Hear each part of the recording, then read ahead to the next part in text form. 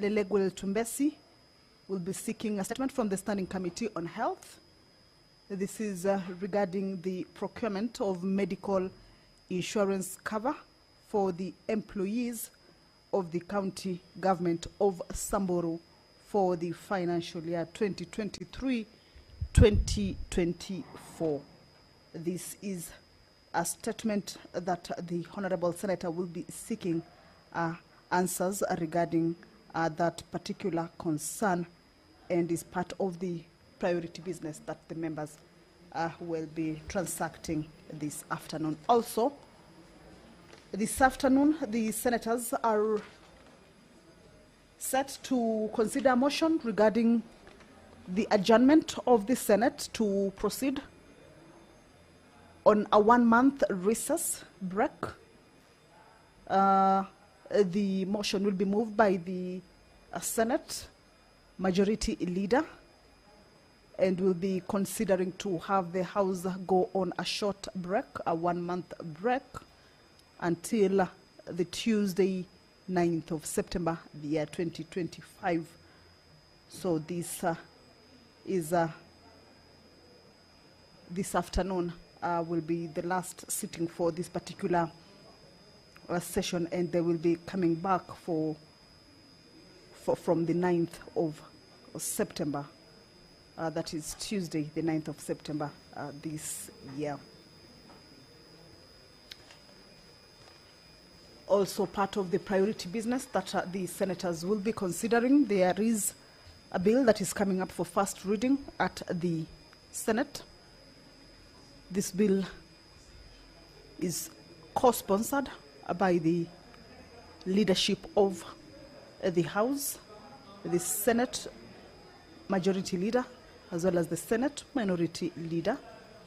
This is the Constitution of Kenya Amendment Bill, Senate Bill number 13 of 2025, a bill that seeks to strengthen and secure devolution, and proposes some of the amendments to various articles of the Constitution, purposely to clarify the role of various organs and institutions established by the Constitution in the process of devolution, reviewing the mandate of the Senate and the National Assembly in order to clarify the shared role of the Houses of Parliament and the special roles assigned to each House of Parliament, also refining the legislative process set out in the Constitution in order to ensure that both Houses of Parliament play an effective role in the legislative process, and also part of the purposes that these amendments seeks to achieve is regarding ensuring that both National Assembly and Senate play an effective role in the budget making process in order to safeguard the implementation of devolution. Some activities at the entrance of the Senate chambers, meaning that the Speaker's procession has already gotten to the chamber. That is the Deputy Speaker of the Senate, Honorable Kathuri Murungi. He has already stepped into the chamber to preside over this afternoon sitting. Allow me to hand you over to this live broadcast brought to you by PBU in partnership with KBC. Good afternoon.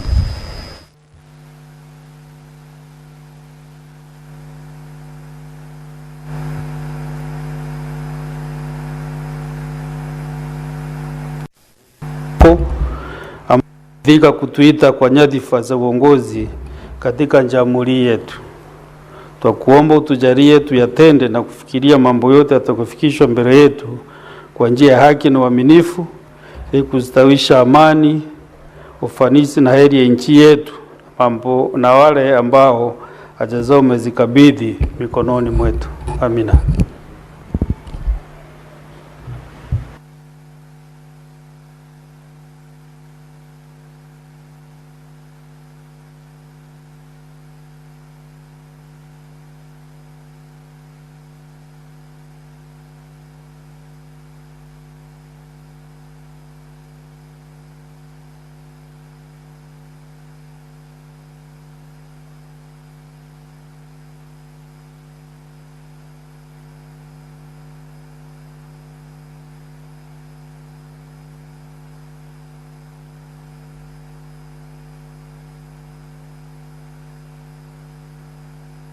Okay, Sergeant at Arms, ring the quorum bell for 10 minutes.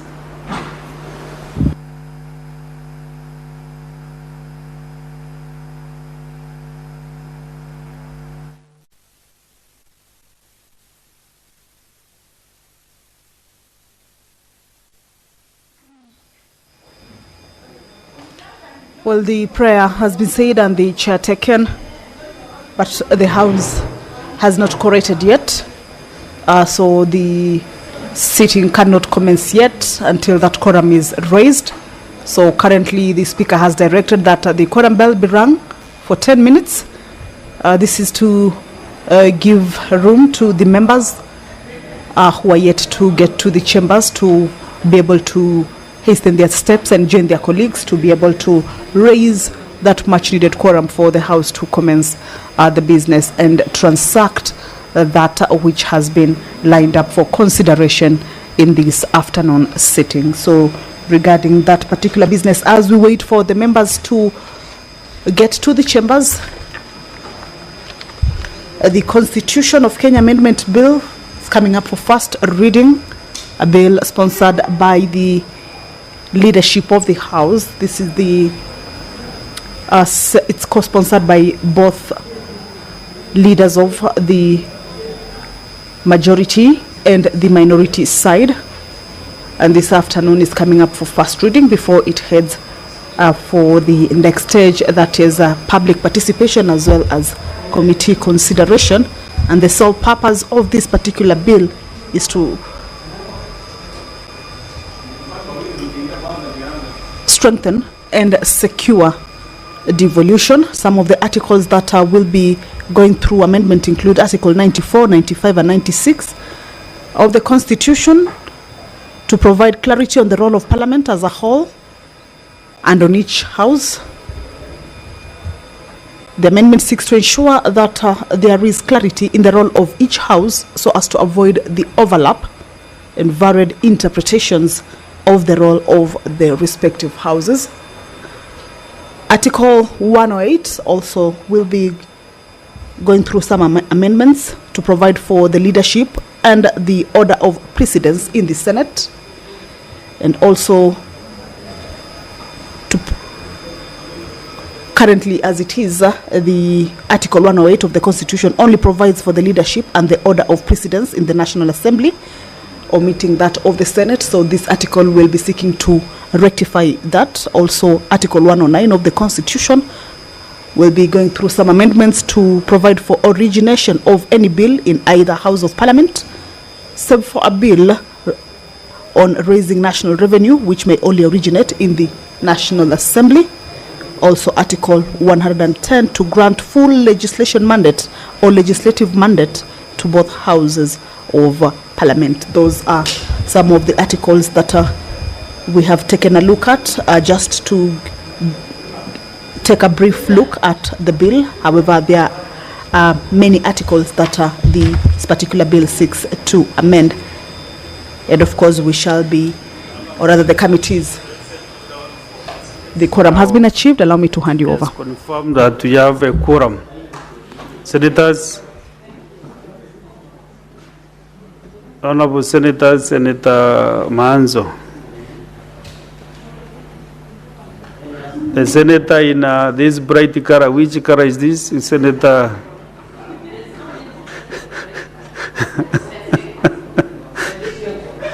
Senator Beth? Yes, sir. Okay, I want us to start now our business this afternoon. Okay, clerk, can lead down the first one. Order number 1, administration of oath. Next order. Order number 2, communication from the chair. Next order. Order number 3, messages. Next order. Order number 4, petitions. Next order. Order number 5, papers. We have a paper by the chairperson, Standing Committee on Devolution and Intergovernmental Relations. Or maybe the vice chair or a member of the committee.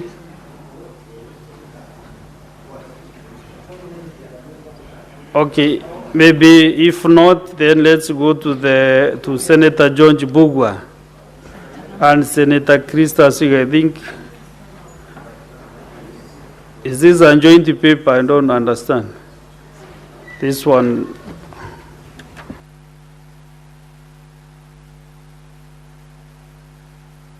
Okay. Sorry?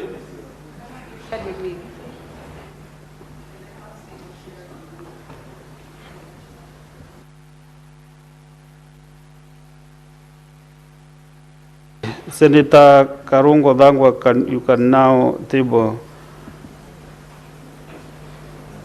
the paper on Standing Committee on Devolution and Intergovernmental Relations. Go ahead. Thank you very much, Mr. Speaker. On behalf of the Chairman of the Devolution Committee, Mr. Speaker, sir, I beg to lay the following paper on the table of the Senate today, 7th August 2025.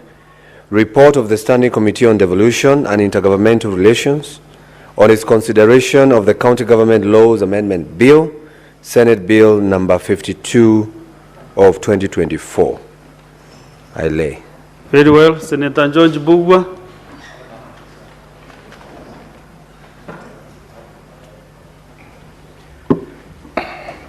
Mr. Speaker, sir, I beg to lay the following paper on the table of the Senate today, 7th August 2025. Report of the 3rd Commonwealth Parliamentarians with Disability African Region Conference held in Lusaka, Zambia from 24th to 28th February 2025. Thank you. Very well. Senator Chair, National Security, Defense and Foreign Relations. Senator Fatuma Nduro.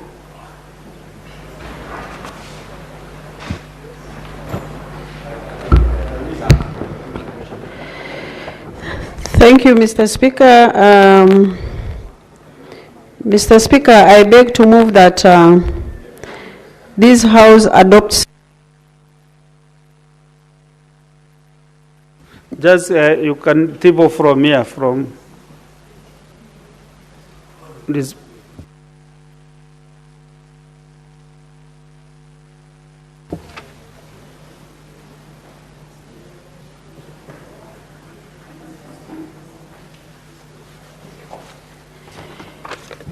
Thank you, Mr. Speaker. I beg to lay the following paper on the table of the Senate today, 7th August 2025, report of the Standing Committee on National Security, Defense and Foreign Relations on the Narcotic Drugs and Psychotropic Substance Control Amendment Bill 2024, Senate Bill number 1 of 2024. I thank you.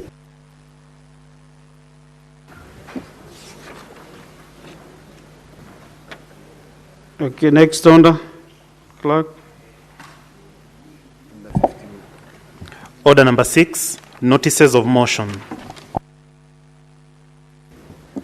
Senator George Bugwa, give notice of the motion.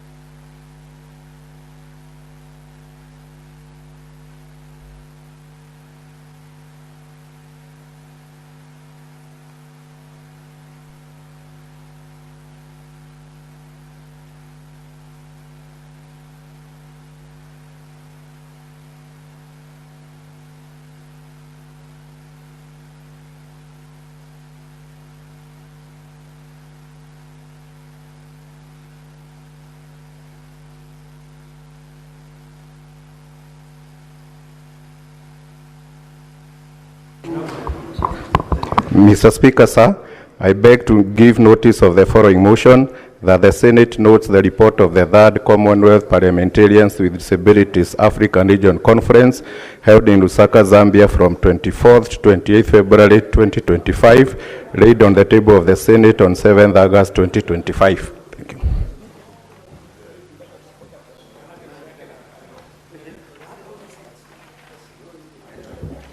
I'll give you time.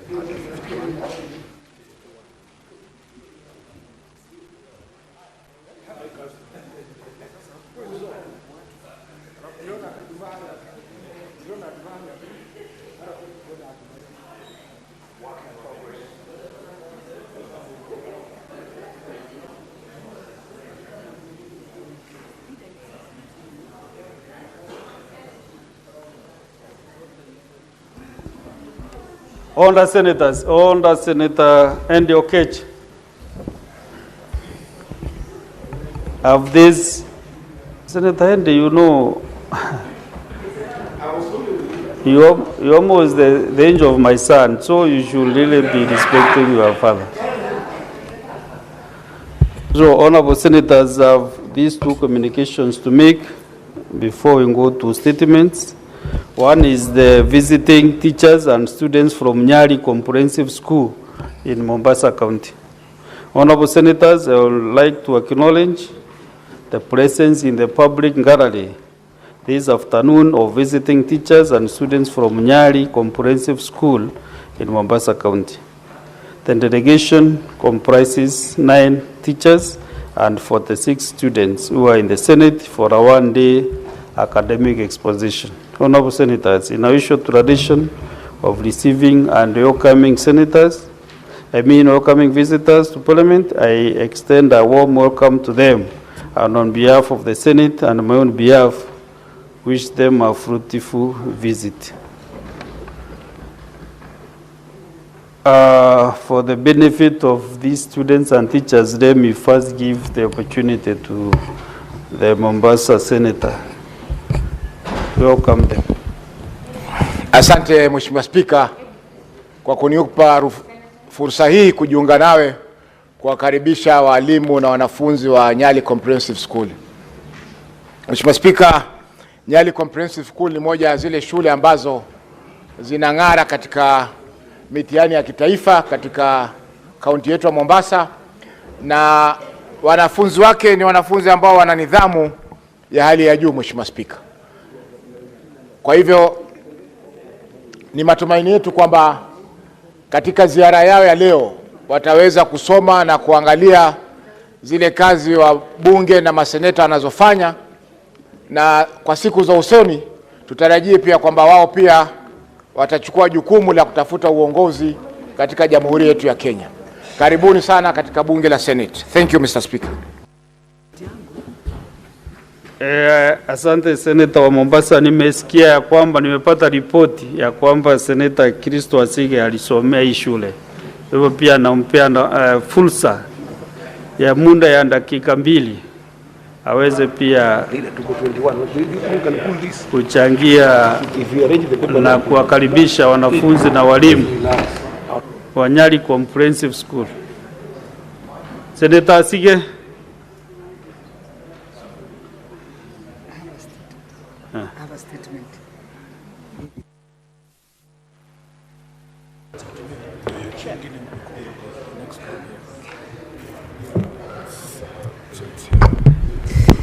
Thank you very much, Chair. I appreciate the opportunity to say hello and a big warm welcome to my old school, Nyali School in Mombasa County. Karibuni sana. Oh, sorry, I started in English. Welcome very much to the Senate. I was just with them, Speaker, a few weeks ago when I was at home in Nyali, and I'm so happy to see that they have come and made the trip all the way to Nairobi so they can see their senator, as well as myself, who is a senator representing Mombasa County, and all other members of the Senate here today. Speaker, I am very proud to be a former student of Nyali School. That is exactly where I started. Though at the time I had all my full eyesight, Speaker, I know many of the students and the parents who know me from there are surprised when they see that I'm a visually impaired parliamentarian now. However, it is just for me to tell the students who are here with the teachers that even though life throws you a curveball, Speaker, like it did for me, I want them to know that they can also end up in places like this or even further than I have been able to make, Speaker. I want to encourage them that no matter what it is that life throws at them, that there is always an opportunity to grow and to build themselves from there onwards. So, Speaker, thank you so much for them coming, and thank you for the opportunity to say hello to my old school. And I also want to give my greetings to them, pass the greetings on from my father, who used to be a chair of the board, Wakili Japheth Savoy Asige. Thank you very much. Very well, Senator Kristo Asige. Honorable Senators, all the Senators, I have also a message from the National Assembly, which is passage of the county allocation of revenue bill, Senate Bills number 9 of 2025. Honorable Senators, from my left, I can hear some noise. I don't know, from some voice from my left. Honorable Senators, Senators, when the chair is upstanding, you should be very, very silent indeed. You know, you must have honor in this house. This is not just a market.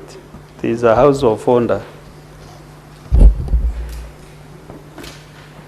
The message is from the National Assembly, which is passage of the county allocation of revenue bill, Senate Bills number 9 of 2025. Honorable Senators, I wish to report to the Senate that pursuant to Standing Order 46(3) and 4 of the Senate Standing Orders, I received the following message from the Speaker of the National Assembly regarding the passage by the National Assembly of the county allocation of revenue bill, Senate Bills number 9 of 2025.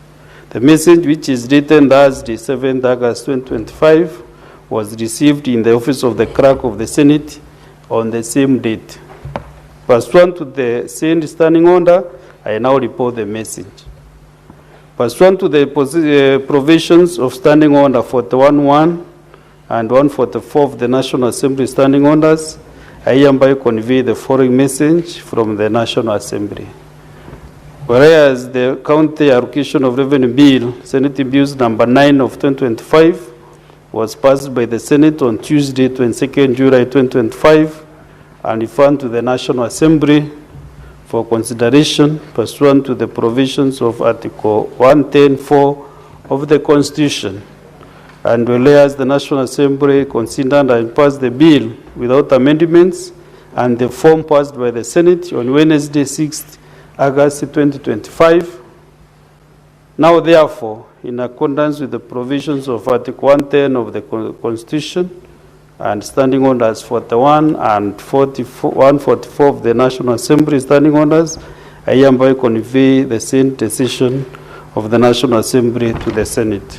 Honorable Senators, Article 110(5) of the Constitution provides that once a bill concerning counties has been passed by both houses in the same form, the Speaker of the House in which the bill originated shall refer the bill to the President for assent.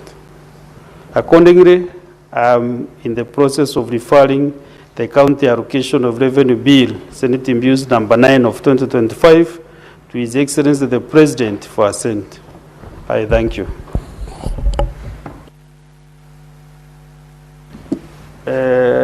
Next, Honour Clerk. Order number 7, questions and statements.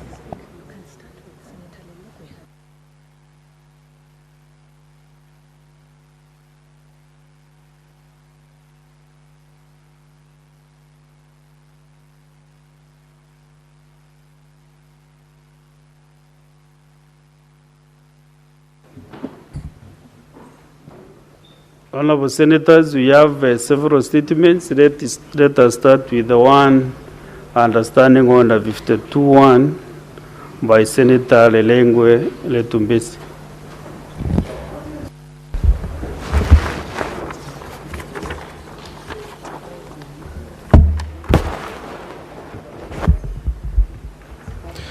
Mr. Speaker, sir, I rise pursuant to Standing Order 52(1) to make a statement on a matter of county-wide concern regarding the needless death of baby Nareo, Lekalja, and the shameful state of healthcare in Samburu County.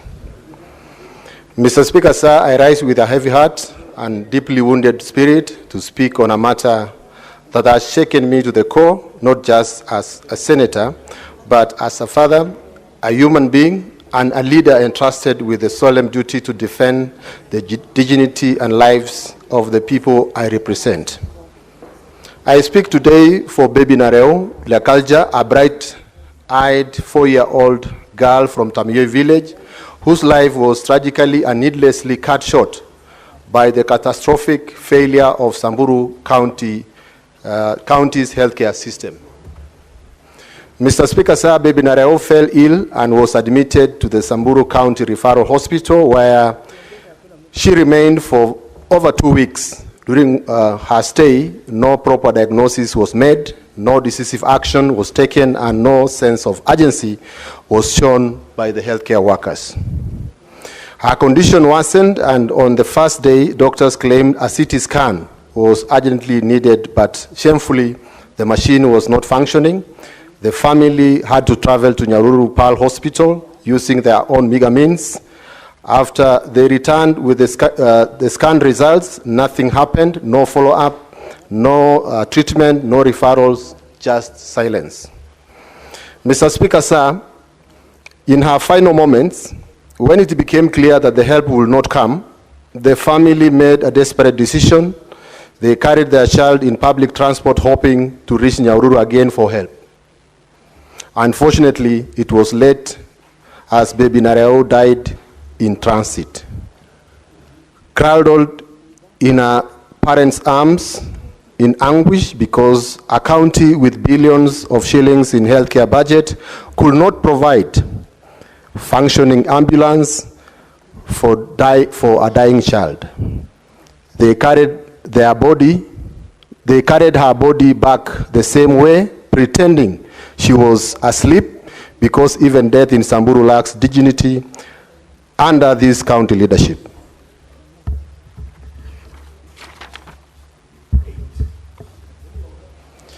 Mr. Speaker, sir, to make the matter worse, in a show of systemic complete collapse, Mr. Lekalja, the father, was forced to carry the body of his lifeless daughter in his own arms to Samburu County Referral Mortuary. There were no trolleys to assist, no ambulance, no medical escort, and not even a mortuary attendant, except who merely opened the door to the cold room. Just a heartbroken father forced to carry his child in death because the system that was meant to protect her in life utterly failed. Mr. Speaker, sir, what happened to baby Nareo is not just a health system's failure. It is unforgivable betrayal of public trust. It is the byproduct of deadly negligence, recklessness, incompetence, and leadership that treats lives as statistics and tragedies as public relations liabilities. The people of Samburu are not asking for miracles. They are demanding the basics: working machines, medicines, ambulances, and accountability from the leadership. This county administration has perfected the art of deception, allocating billions on paper for health, for women empowerment, and on education and other programs, but delivering only a broken system, empty shelves, ghost facilities, and hollow promises. The same public funds meant to save the children like Nareo are diverted, misused, or repackaged for fundraising events where they are distributed with fanfare as if they were personal donations. It is hypocrisy of the highest order. Mr. Speaker, sir, this House must call this what it is: criminal negligence, institutionalized cruelty, and administrative murder. Our hospitals in Samburu have become waiting rooms of death.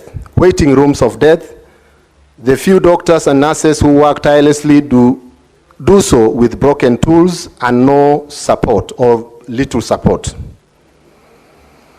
Parents are turned away, referred endlessly, or left to die slow death, while the county officials issue meaningless press releases. This tragic event, Mr. Speaker, sir, raises several urgent and uncomfortable questions. Where is the leadership when it matters most?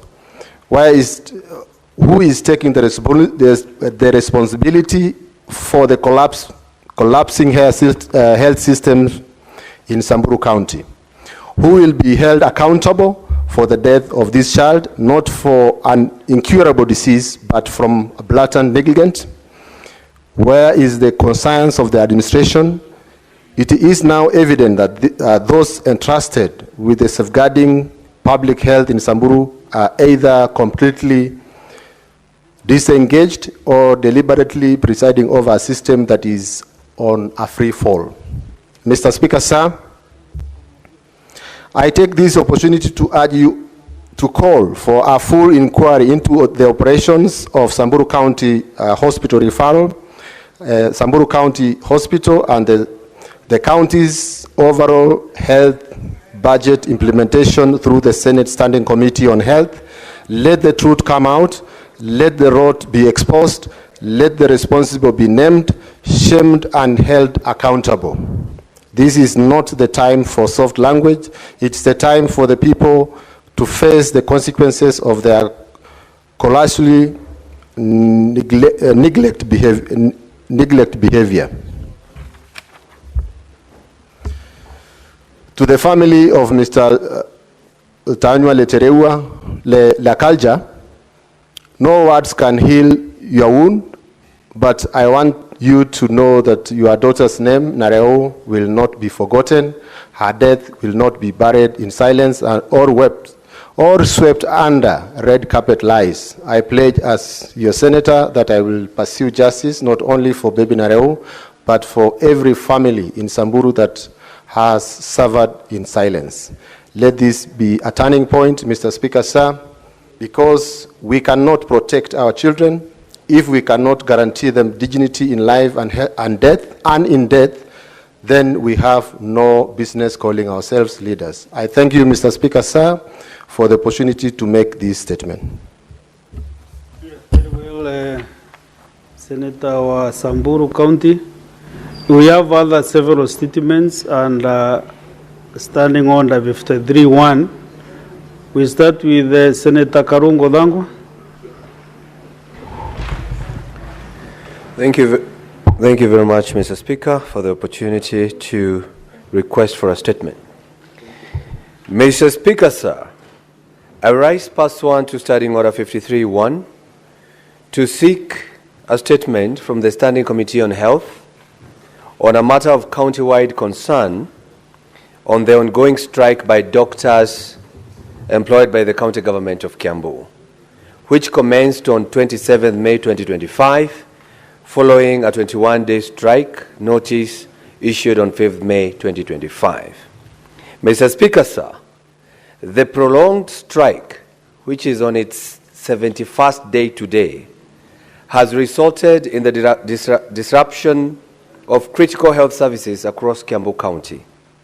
The Kenya Medical Practitioners, Pharmacists and Dentists Union, KMPDU, has called for the closure of several health facilities in Kiambu County, including 3 Level 5 hospitals and 10 Level 4 hospitals, citing unsafe conditions due to the absence of senior doctors.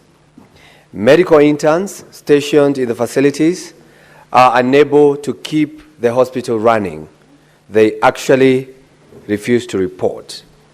In the statement, Mr. Speaker, the committee should address the following.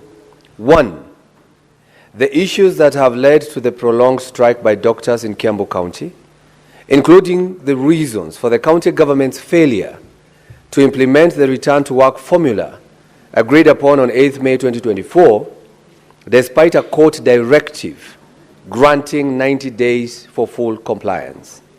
2, the measures in place by the county government of Kiambu to engage striking doctors and any efforts to resolve the stalemate in a manner that protects patients and upholds labor rights. 3, the extent of disruption to healthcare service delivery across Kiambu County, including the number of hospitals affected and the impact on the patient's safety and access to essential services. And 4, the emergency or interim measures taken by the Ministry of Health, if any, to support the county and safeguard public health during the ongoing industrial action. Mr. Speaker, I request. Very well, Senator Tabitha Keroche.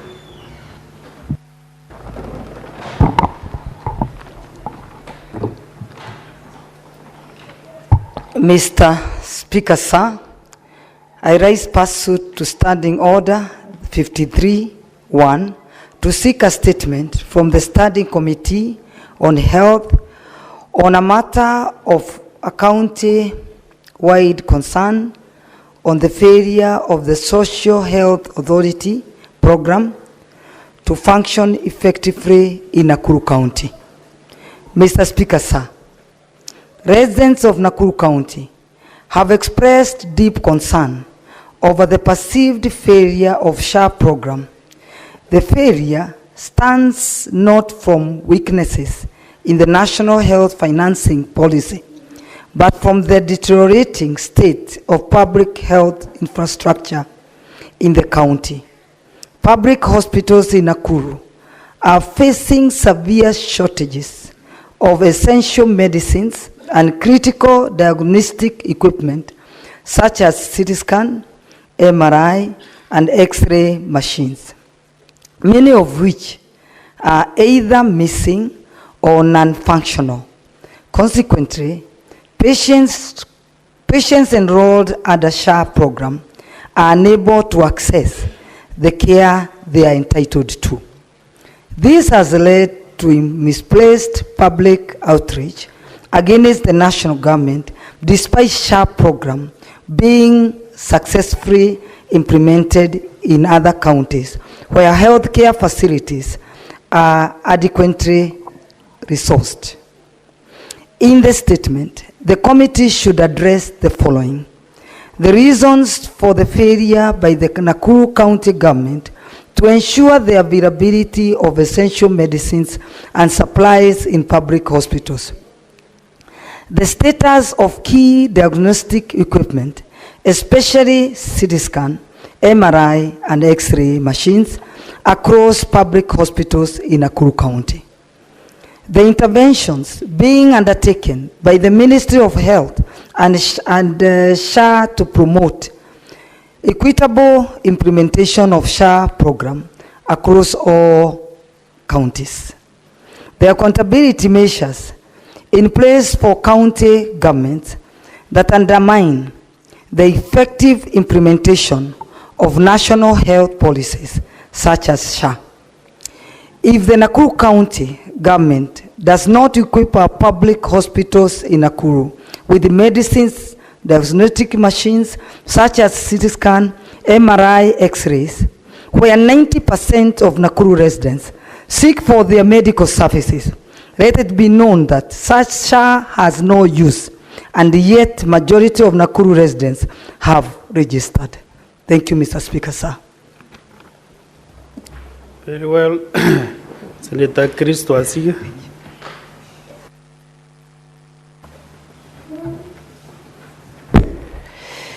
Thank you so much, Speaker.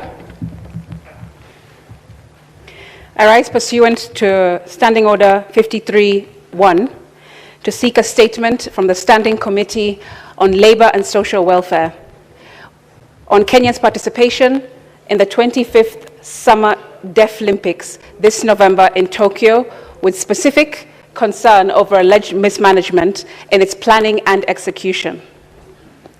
In the statement, the committee should point the funding mechanisms and strategic plans that have been established to ensure the full preparation, participation, and welfare of all qualified deaf athletes and teams for the 25th Summer Deaf Olympics, scheduled to take place in Tokyo this November 2025. Explain the reasons for the failure to adequately fund deaf sports over the past 2 financial years and indicate the corrective measures currently being undertaken for the same. Outline the steps that have been taken to ensure the fair inclusion of all 12 sporting disciplines in the planning, training, funding, and team selection processes, including the formation of the National Organizing Committee.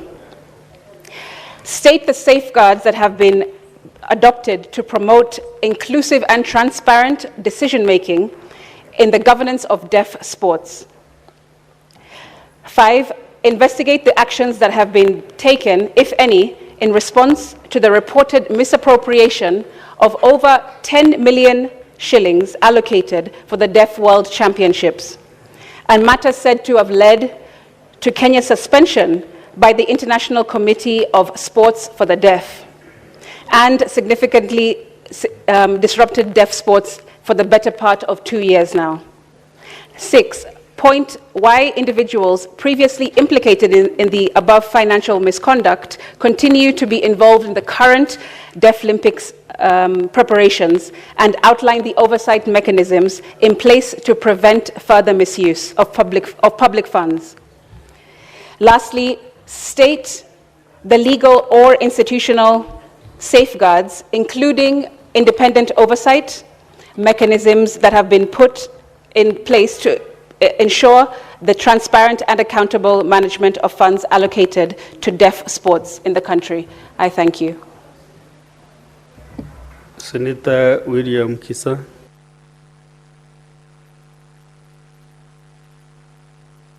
Before you get prepared, we can have Senator Fatuma Nduro.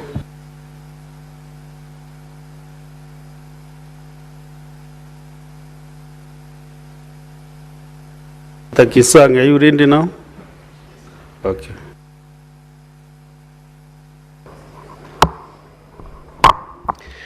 Thank you, Honorable Speaker. Honorable Speaker, I rise pursuant to Standing Order 53-1 to seek a statement from the Standing Committee on Devolution and Intergovernmental Relations on a matter of county-wide concern regarding the contracting of the Institute of Human Resource Management, HRM,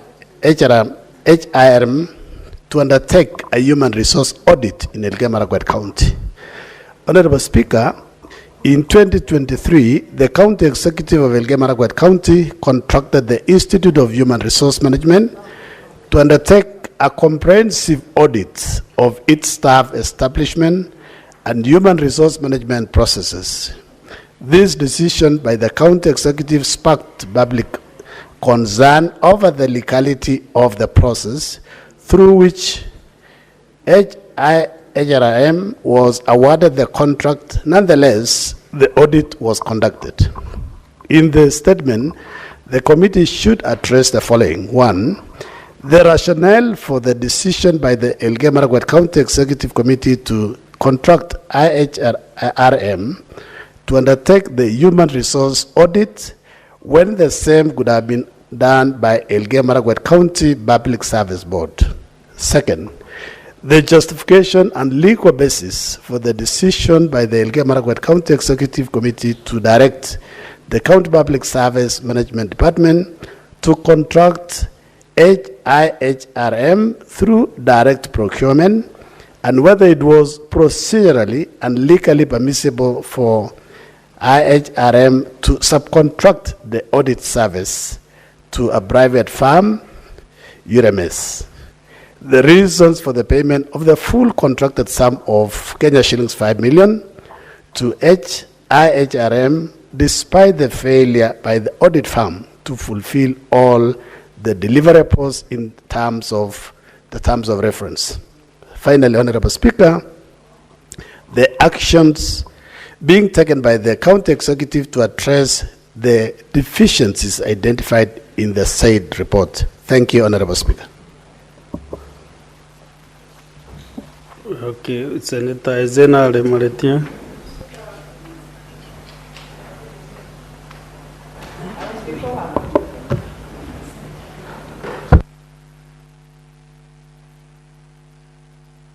Senator Nduro, you are ready now? Sorry, Senator Lemaletia, just give your elder sister time to read the statement first. Thank you, Mr. Speaker. Sir, I rise pursuant to Standing Order 53-1 to 6 statement by the from the Senate Standing Committee on Justice, Legal Affairs and Human Rights regarding the investigation by the DCI into the forging of county assembly documents that may be used to facilitate illegal processes, including the alleged involvement of the clerk of the county assembly, as well as the fraudulent appointment of Mr. Abdullahi Banticha as the Speaker of Isiolo County Assembly. In the statement, the committee should establish the current status of the investigation conducted by the Directorate of Criminal Investigation into the alleged forging of county assembly documents and determine what evidence has been collected to date. Number 2, investigate the extent of the clerk of the county assembly's involvement in the alleged forgery of official county assembly documents and establish whether there is credible evidence linking the clerk to the fraudulent activities. 3, determine the nature and scope of the forged documents, including their intended use in facilitating illegal process within the county government operations. 4, inquire into adequacy of security measures and documents authentication protocols within the county assembly to prevent unauthorized alteration or correction of official documents. 5, establish what disciplinary or legal action has been taken against the clerk of the county assembly and other implicated parties and explain any delay in prosecution or administration action. 6, determine the potential impact of these forged documents on the integrity of the county assembly's proceeding, legislative processes, and public trust in county governance. 7, assess whether these incidents represent a systemic problem within the county assembly's document management and oversight systems. 8, recommend comprehensive measures to strengthen document security, enhance oversight mechanisms, and prevent similar incidents of documents forgery within the county assemblies, including prosecution of those found culpable. 9, investigate the determination and determine the circumstances that led to the fraudulent appointment of Mr. Abdullahi Banticha as the Speaker of the Isiolo County.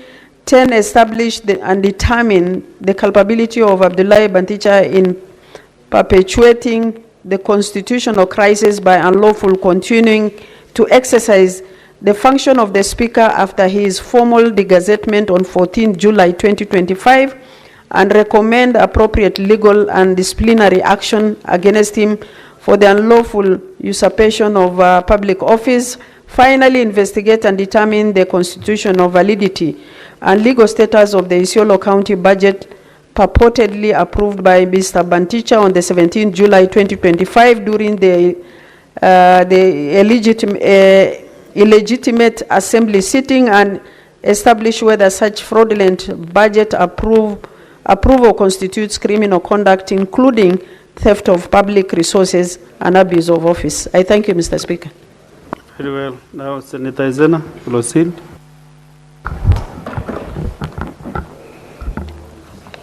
Thank you, Mr. Speaker.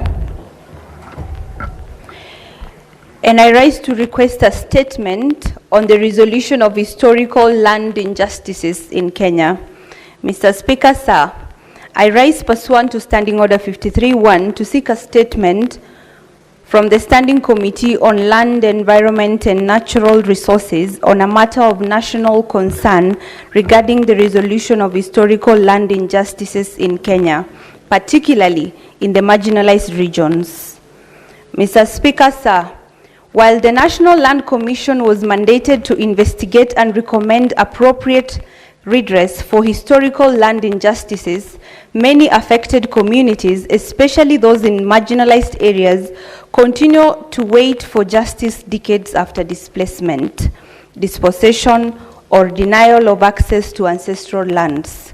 In the statement, the committee should address the following. 1, the total number and current status of all claims of historical land injustices handled by the National Land Commission since its inception. Secondly, the proactive measures, if any, undertaken by the National Land Commission to identify and document cases of historical land injustices beyond formal complaints, particularly in communities with limited access to legal redress mechanisms. Third, the frameworks in place to ensure prompt, transparent, and fair resolution of historical land injustice claims, including recommendations to strengthen them. Senator Izena Lemalitian, dated 7th of August 2025. On my second statement, Mr. Speaker, I rise to request a statement on the distribution of national government development projects across counties. Mr. Speaker, sir, I rise pursuant to Standing Order 53-1 to seek a statement from the Standing Committee on Devolution and Intergovernmental Relations on a matter of national concern regarding the distribution of national government projects across all counties. In the statement, the committee should address the following. 1. The criteria used by the national government to distribute development projects across the counties, as well as the measures in place to ensure that the distribution is equitable. Secondly, the total national government development projects currently being implemented in each county, along with those planned for implementation in the medium term. Third, the measures in place to ensure the long-term sustainability of the projects implemented, particularly in the marginalized areas, including where the local communities are engaged in project identification and execution. Senator Ezena Lemalitian, dated 6th of August 2025. Thank you, Mr. Speaker. Very well. Senator Godfrey Ososi.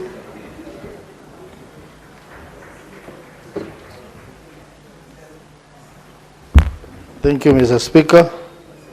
Mr. Speaker, I rise pursuant to Standing Order 53-1 to seek a statement from the Standing Committee on Devolution and Intergovernmental Relations on the matter of county-wide concern regarding the expenditure of equitable shareable revenue and county government additional allocation of revenue allocated to Vihiga County. Mr. Speaker, sir, in the financial year 2025-2026, Vihiga County is set to receive an additional 716,709,143 Kenya shillings following the enactment of the County Government Additional Allocation of the Revenue Act, as well as an increase of Kenya shillings 551,534,838 in equitable share of revenue following the new revenue sharing formula that this House passed. It is noted, however, that the county government prepared its budget for the financial year 2025-2026 without factoring in these additional revenues which came later. Noting that these increments were introduced to enable Vihiga County, being one of the smaller counties, to allocate more resources to the development budget, it is critical to ensure that the additional funds are utilized in a transparent and impactful manner. In the statement, the committee should address the following. Number 1, budgetary plans in place to ensure that the additional funds are directed to deserving sectors, including 1, the expansion, upgrading, and equipping of sub-county hospitals to achieve level 4 status, as well as the completion and equipping of Vihiga County Referral Hospital, with particular focus on the completion and equipment of County Hospital Doctors Plaza. Number 2, improvement of early childhood development and education centers, including infrastructure development and a review of the terms and condition of service of the ECD teachers. 3, increased capitation for vocational training institutions, some of which have closed. Number 4, completion of the last mile connectivity component of the Kenya-Belgium water project aimed at ensuring piped water supply to households and solarization of water installation to reduce energy cost. 5, provision of appropriate infrastructure facilities in the key markets in the county as directed by the Senate in its report adopted yesterday. The second part of it, measures in place to identify other deserving sectors within the county for funding from the additional resources. And lastly, steps taken to ensure that the increased allocation do not lead to unsustainable or sporadic growth in the county wage bill through uncontrolled and unplanned employment. Thank you, Mr. Speaker. Very well. Senator Mbete Montet. Thank you, Mr. Speaker. I have a statement on the Cabinet ratification of the transfer of Amboseli National Park to the County Government of Kajiado. Mr. Speaker, sir, I rise pursuant to Standing Order 52-1 to make a statement on a matter of general topical concern, namely the Cabinet ratification of the transfer of Amboseli National Park to the County Government of Kajiado, fulfilling a presidential directive following a petition by the great people of Kajiado County. Mr. Speaker, sir, on behalf of the leaders and the people of Kajiado County, I wish to extend our heartfelt gratitude to His Excellency Dr. William Samoei Ruto, CGH, PhD, the President of the Republic of Kenya and the Commander-in-Chief of the Kenya Defense Forces for honoring this long-standing request. This historic decision marks a significant milestone for our county. Mr. Speaker, sir, Amboseli National Park is a world-renowned wildlife sanctuary, famous for its large elephant heads and breathtaking views of Mount Kilimanjaro, located in Loitoktok within Kajiado South constituency. The park forms part of a large 8,000 square kilometer ecosystem striding the Kenya-Tanzania border. Its conservation history dates back to 1906 when it was designated to a protected zone, and it was later gazetted as a national park in 1973. Mr. Speaker, sir, the transfer of Amboseli National Park presents numerous benefits to the local community.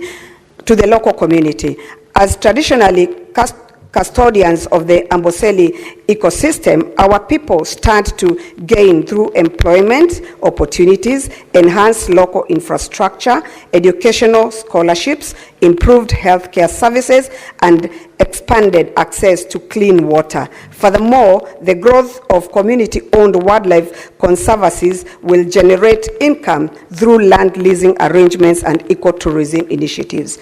Mr. Speaker, sir, despite this new milestone, we are equally aware of the challenges that may affect the long-term viability of the park. Chief among these is the growing human-wildlife conflict, driven by population growth and increased livestock farming, which has intensified competition for land and water.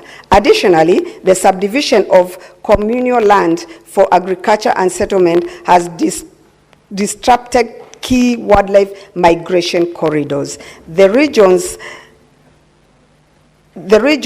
vulnerability to prolonged drought further escalates resources scarcity, leading to wildlife deaths and increased tension between conservation efforts and community needs. Poaching remains another significant threat that demands ongoing vigilance. Mr. Speaker, sir, to safeguard Amboseli National Park and ensure the sustainability of the ecosystem, the following interventions are essential. Number one, establish an expansion of community conservancies outside the park to insensitize local landowners to protect wildlife habitats. Number two, adapt of a holistic ecosystem-wide approach that balances the needs of both wildlife and communities through sustainable land use planning. Number 3, implementation of a transparent and equitable revenue sharing mechanisms to ensure the local community receives direct and meaningful benefits from the park's operations. Number 4, investment in water access projects that serve both livestock and wildlife, thereby reducing conflict, especially during dry seasons. Number 5, promotion of low-impact, high-value tourism models that preserve the environment while maximizing economic returns for the local population. Number 6, support to community-based anti-poaching units and collaborate with international partners to combat illegal wildlife trade. Mr. Speaker, sir, finally, I urge the county government of Kajiado to embrace this new responsibility with the seriousness and foresight it deserves. This is not only a victory for the present generation, but also a trust placed in us for the future. We must steward Amboseli National Park with integrity, diligence, and vision. I thank you, Mr. Speaker, sir. Thank you. I felt that is much of statement under 52(1), because I didn't hear what you want either the county government or the national government to do. Senator Wakoli.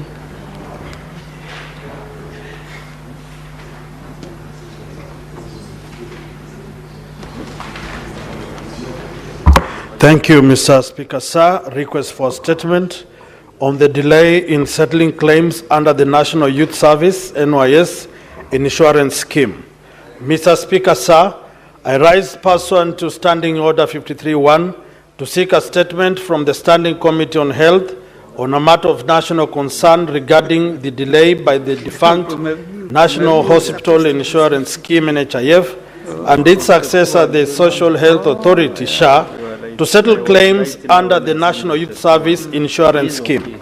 Mr. Speaker, sir, several personnel of NYS and their families have borne untold suffering due to the failure by the defunct National Hospital Insurance Scheme and its successor, the Social Health Authority, to pay their claims amounting to 7,072,012,301, which have accrued under Civil Servants and National Youth Service Enhanced Group Life, Last Experience, Work Injury Benefits, and Group Personnel Accident Insurance Scheme in the last 4 years. The National Treasury recently disbursed 1.585 billion to SHA to facilitate part settlement of the claims. However, SHA is yet to release these funds. In the statement, the committee should address the following. 1, the steps the Social Health Authority is taking to facilitate the prompt settlement of the outstanding 1,004 death claims amounting to 4,218,727,353, 1,026 funeral claims amounting to 207,300,000 and 1,267 injury claims amounting to 2,645,984,948 relating to NYS personnel. 2, the reasons for the inordinate delay by the Social Health Authority (SHA) to release the 1.585 billion disbursed by the National Treasury for part settlement of the claims, including the timelines for the same. 3, whether SHA will factor accrued interest when settling the outstanding claims, and if so, provide details on the applicable interest. 4, the projected timelines for the full settlement of all outstanding claims under the scheme. Senator David Wakoli, MP, Senator for Bungoma County. Thank you, Mr. Speaker, sir. Last but not the least, Maingundi neighbor Senator Mwenda Kataya Mofaya.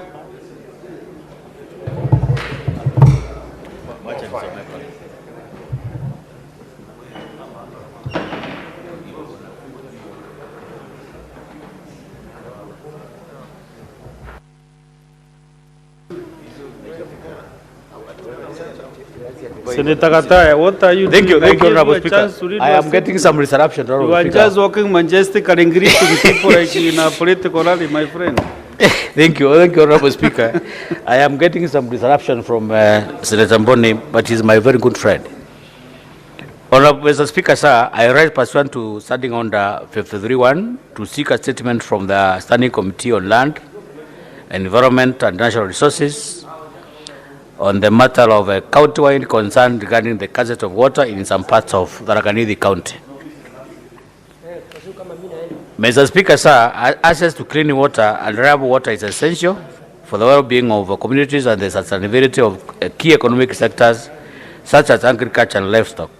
However, some areas within the county are currently facing severe water shortages, which have disrupted livelihoods, threatened food security, and impeded socio-economic development. In the statement, Honorable Speaker, the committee should address the following. The number one, Honorable Speaker, the committee should address the budgetary allocation meant towards water infrastructure and development projects in the Tharaka Nithi County over the last 3 financial years.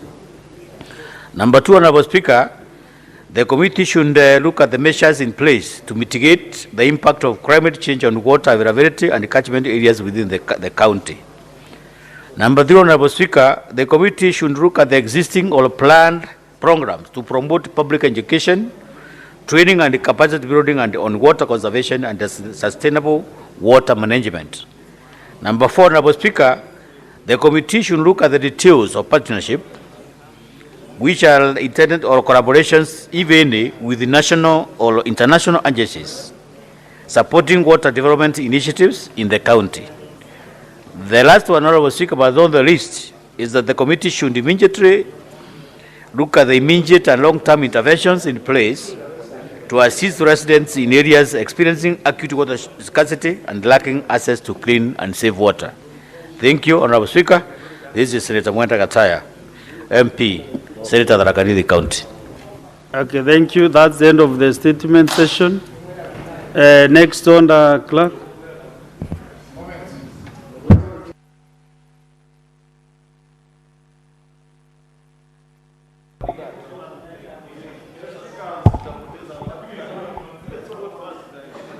Order number 8, the Constitution of Kenya Amendment Bill, Senate Bills number 13 of 2025, first reading.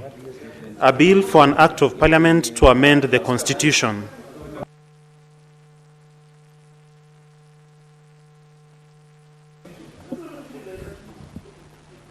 Next order. Motion, report of the Standing Committee on Energy on the county oversight and networking engagements in Wajir County. Resumption of debate interrupted on Wednesday, 6th August 2025. Afternoon sitting. Question to be put.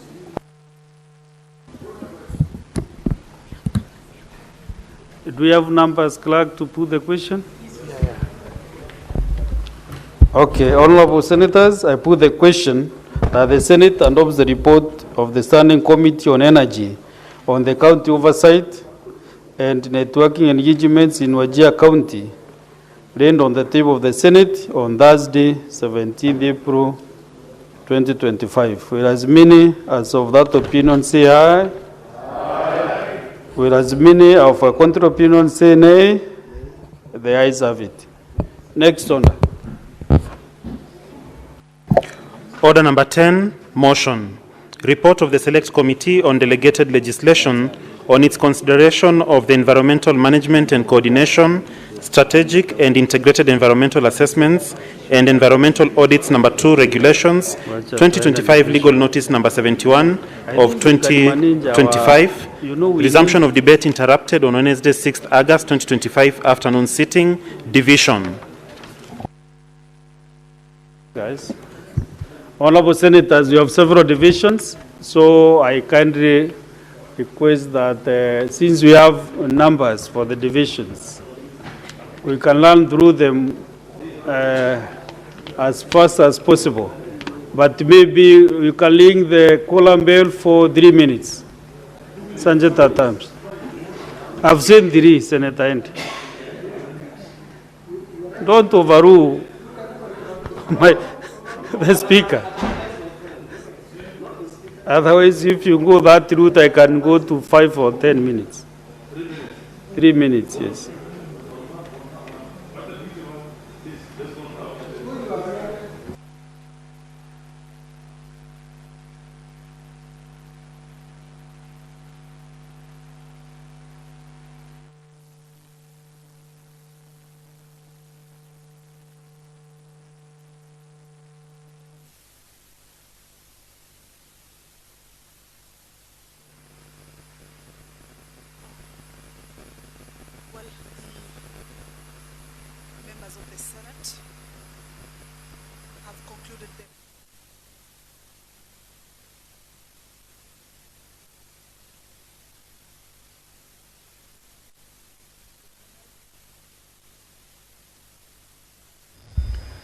Well, the members of the Senate have just concluded considering the statements, various statements that the members of the Senate had this afternoon,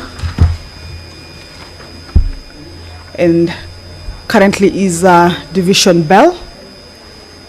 The members have a number of priority business, including motions and bills, whose consideration or debate was done conclusively and comprehensively on the floor of the House.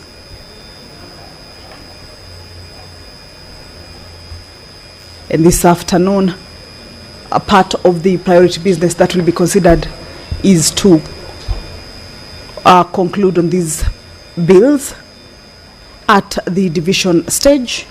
These are bills that are at their second reading stage, and the motion whose debate was also concluded. This particular motion regards the report of the Select Committee on Delegated Legislation on its consideration of the environmental management and coordination, strategic and integrated environmental assessments and environmental audits, number 2 regulations. This is a report that was laid on the table of the Senate on Wednesday, 6th of August, 2025.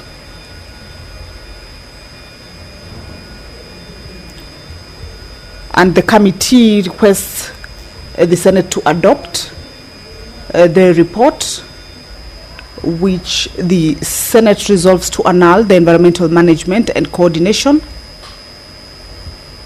strategic and integrated environmental assessments environment. For 3 more minutes.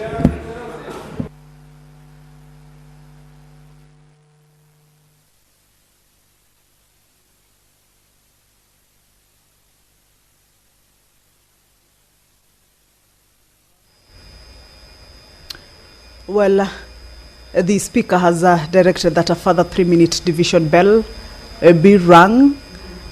That means that the House has not collated yet for it to be able to get into the division stage on this particular business that they're about to be voting on, including the motion and the bills. They will be requiring a total of 25 senators present or voting for either over the positions, either agreeing or objecting to the position that has been resolved by the committee. And on this particular report, the Senate will be resolving to annul the environmental management and coordination, strategic and integrated environmental assessments and environmental audits that the committee concluded on and tabled its report before the House. So that is part of the business that, as the Senate goes into division, will be taking into consideration. The Technopolis bill a bill originating from the National Assembly, is also part of the bills that are, once that quorum is attained for the senators to be able to go into division on, will be able to be taken into consideration as well. This is a bill that is at its second reading stage, and debate was concluded. And this afternoon, during the division stage, the members will be voting for the bill to be read a second time. And of course, once it passes through that stage, then that means it will have paved way for it to go into the next stage, which is the committee of the whole house stage, to be able to be considered whether there are amendments that were moved. Well, allow me to hand you over back.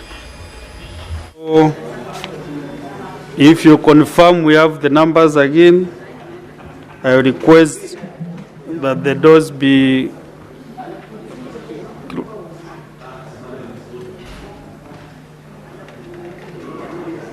yes. Majority leader, are we set?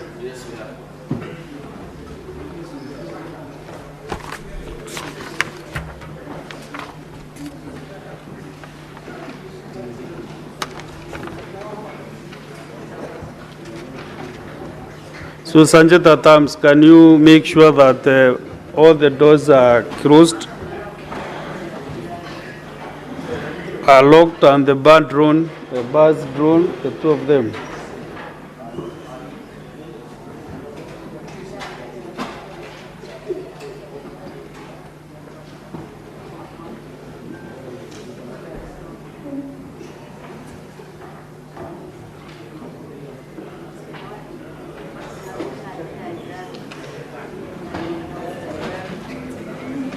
So, honorable senators, we have several divisions, so you must be patient, and I want to put the question on the first division.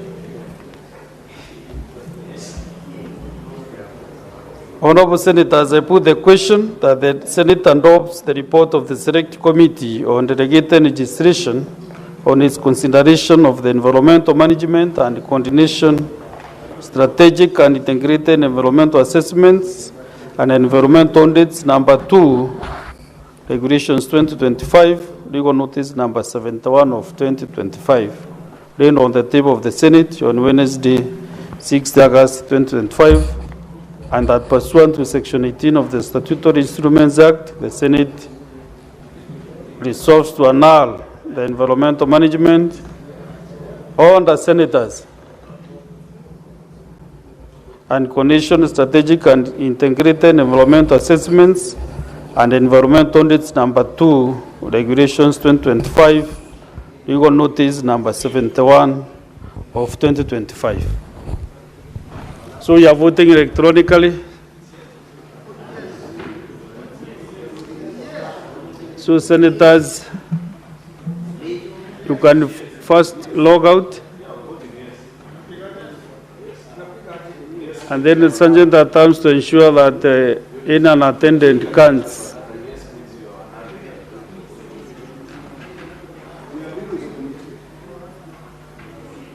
Sorry.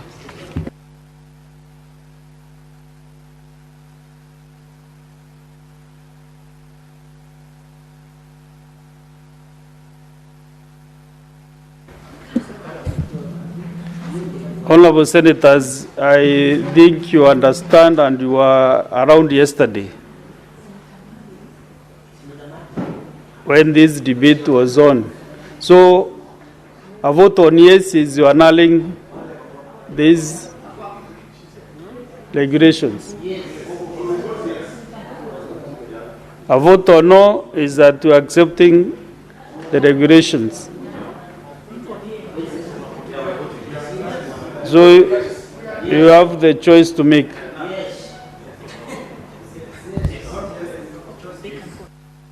Now proceed and vote, senators.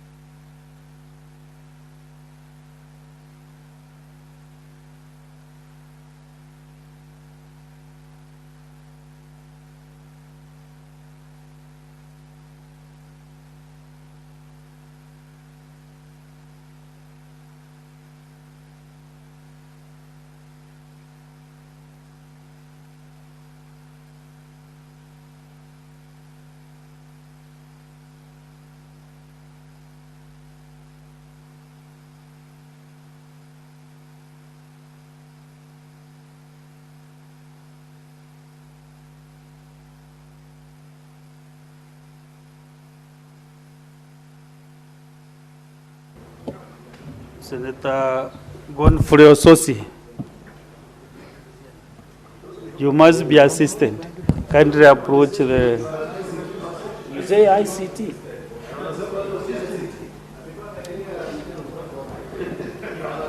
Senator Joyce Kolil.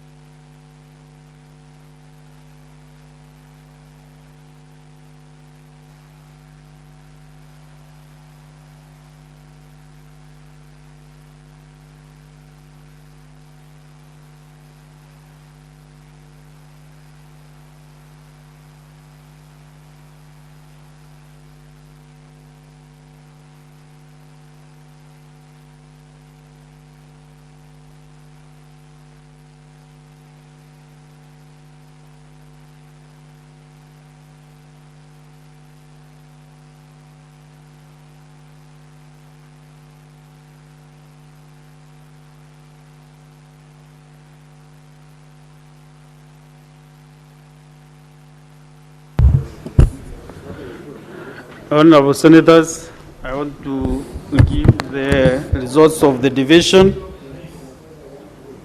You don't need to close. Can you also, Senator Ososi, can you go to the bar and now close?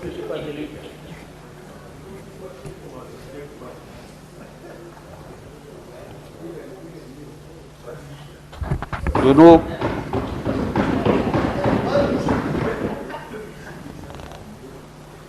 Nairobi Senate parties also should respect members and allies.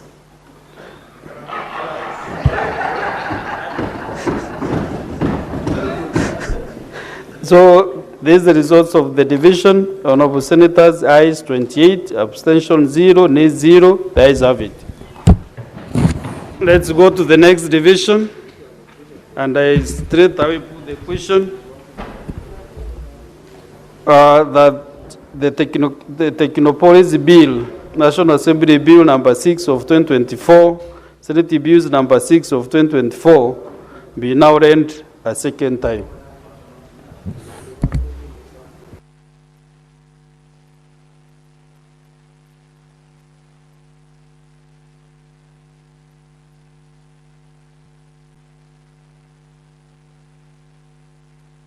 Stand and vote, Honorable Senators.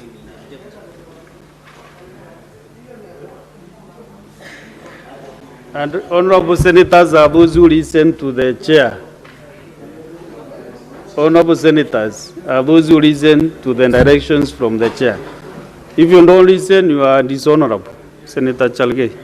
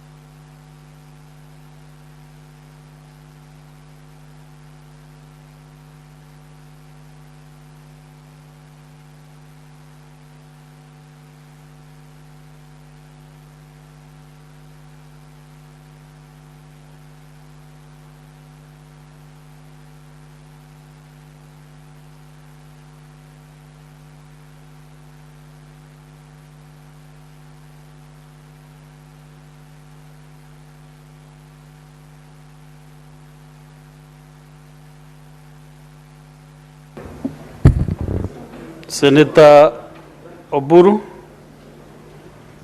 Senator Moruma Jones, Senator Joyce Korir again.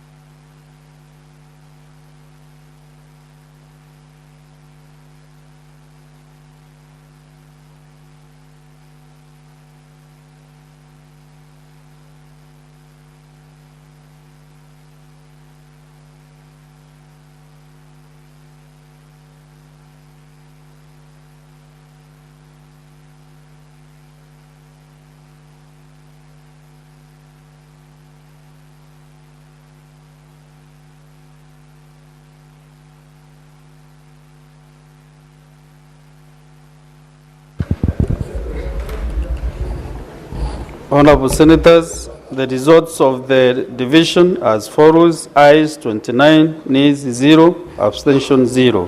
The ayes have it. A bill for an act of parliament to establish the Technopolis Development Authority to provide a framework for the establishment, development and management of technopolises and for connected purposes.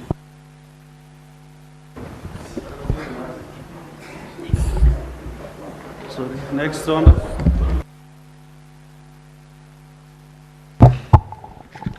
Order number 12, the Tobacco Control Amendment Bill, Senate Bills number 35 of 2024, resumption of debate interrupted on Wednesday 30th July 2025, afternoon sitting, division.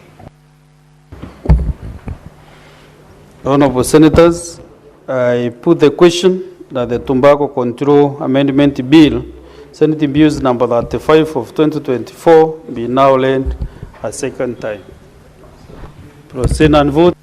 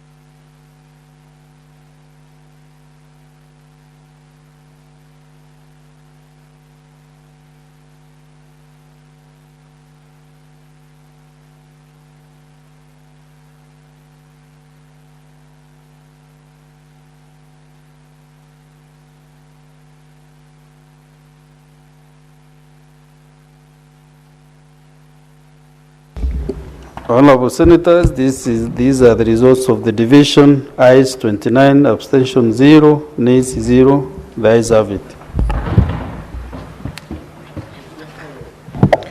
A bill for an act of parliament to amend the Tobacco Control Act to regulate electronic nicotine delivery systems, including electronic cigarettes and related products, and for connected purposes. Next order.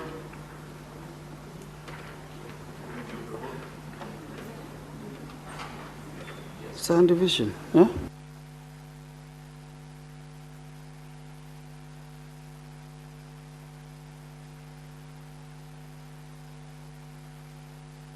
So Rindo, the next orders 13 to 17 together.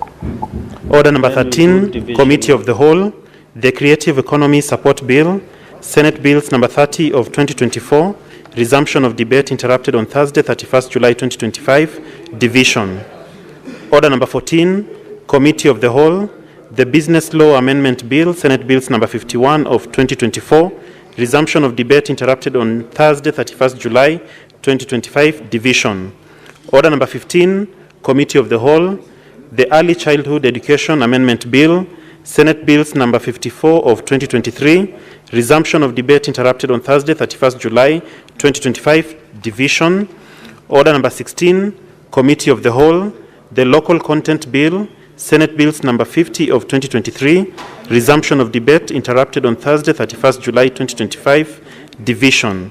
Committee of the Whole, the Street Vendors Protection of Livelihood Bill, Senate Bills number 41 of 2023, resumption of debate interrupted on Thursday, 31st July 2025, division.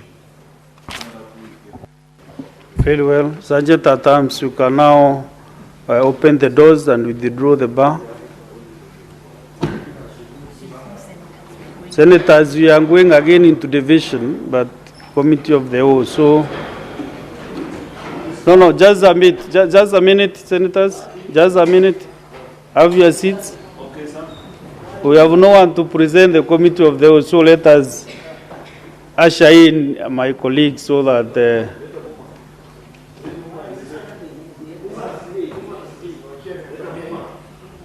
I can't leave this office before they come in.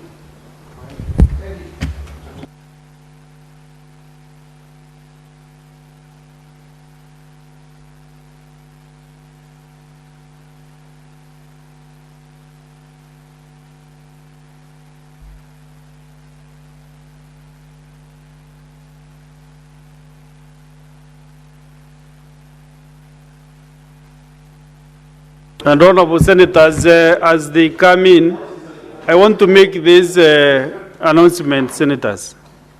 Today I was to give a ruling on the matter concerning Senator Mboni Karwale.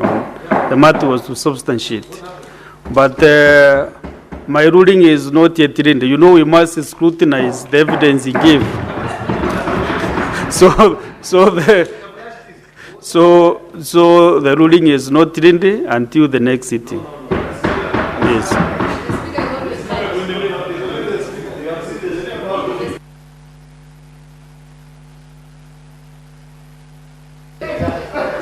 Majority Linda, you are out of order to doubt the chair.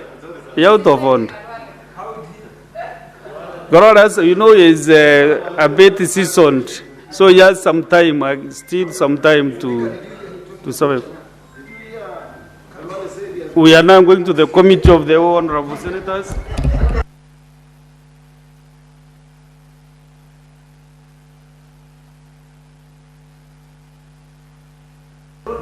Honorable Senators, we are going to the Committee of the Whole. This is the process. You must look at the chair to bow, this side and this other side. You know, small rulings.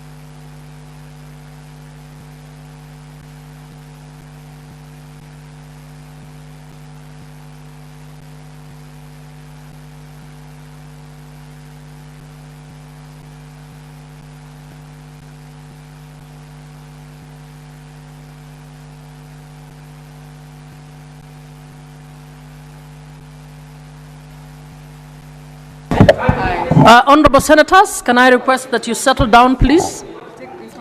Honorable Senators.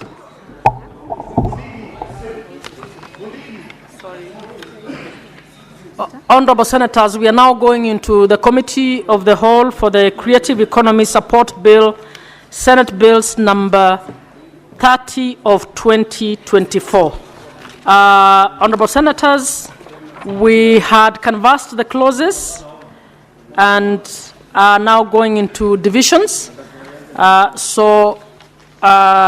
Would like to request the Sergeant at Arms to ring the bell for 2 minutes. 1 minute. To ring the bell for 1 minute.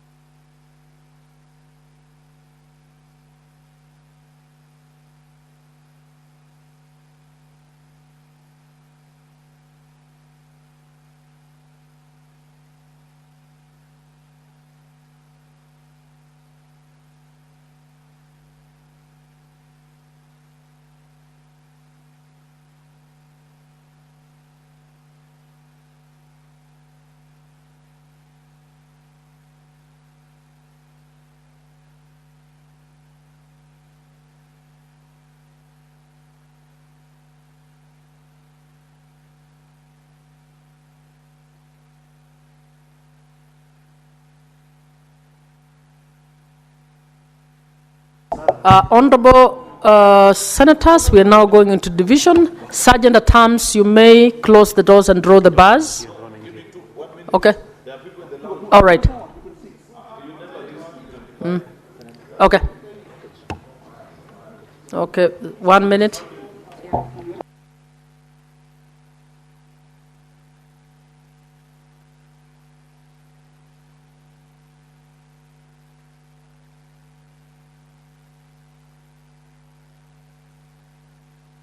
Sergeant at Arms, ring that bell for 1 more minute so that.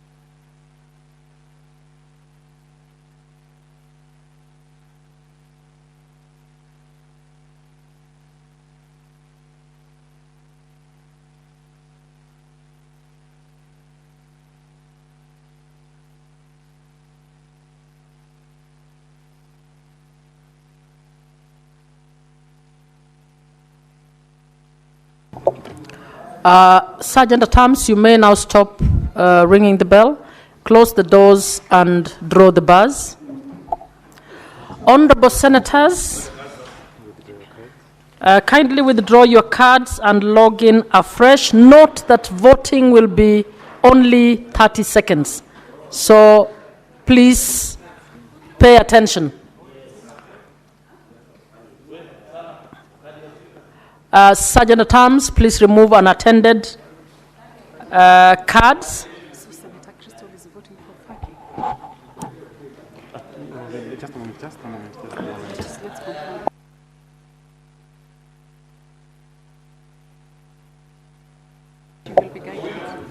Senator Crystal, you're voting for Mombasa? Okay.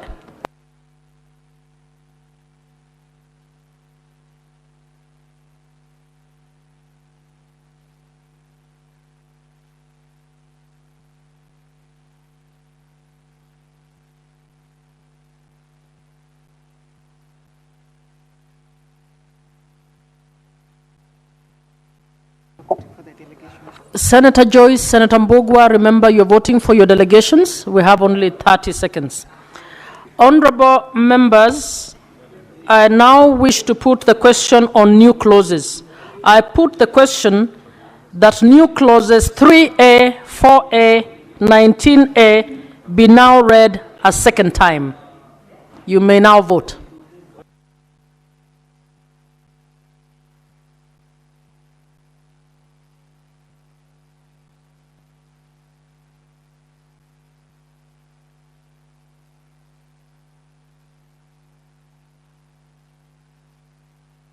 Rem 10 seconds left, please. Vote. Go.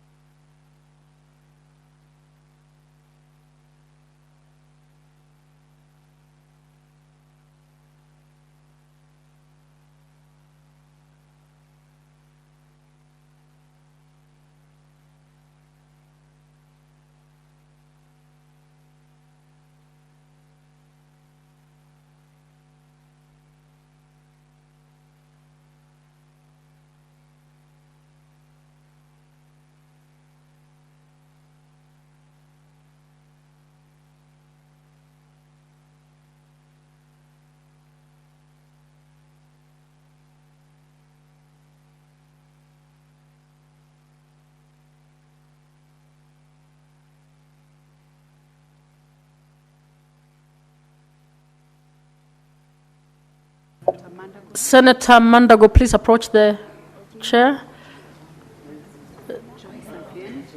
Joyce Career, please approach. Senator Crystal? Please, Senator Crystal, they'll bring yours. Senator Okoiti? Senator Crystal is voting for Faki. Yeah. You knew you were illiterate.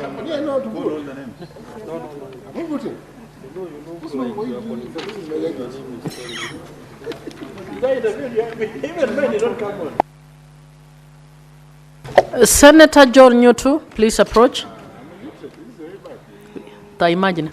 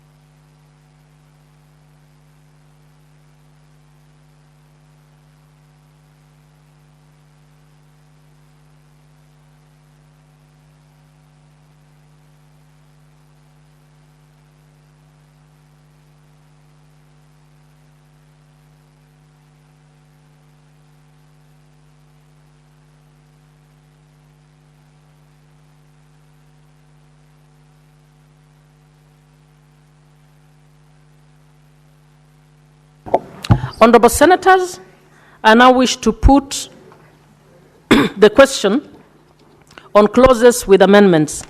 I put the question that clauses 3, 4, 6, 7, 8, 11, 14, 15, 16, 17, 18, 19, 21, 22, 23, 24, 26, 27, and clause 2 be amended as proposed.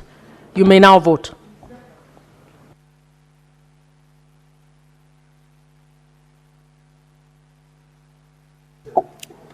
Honorable Senators, please vote. We have 30 seconds.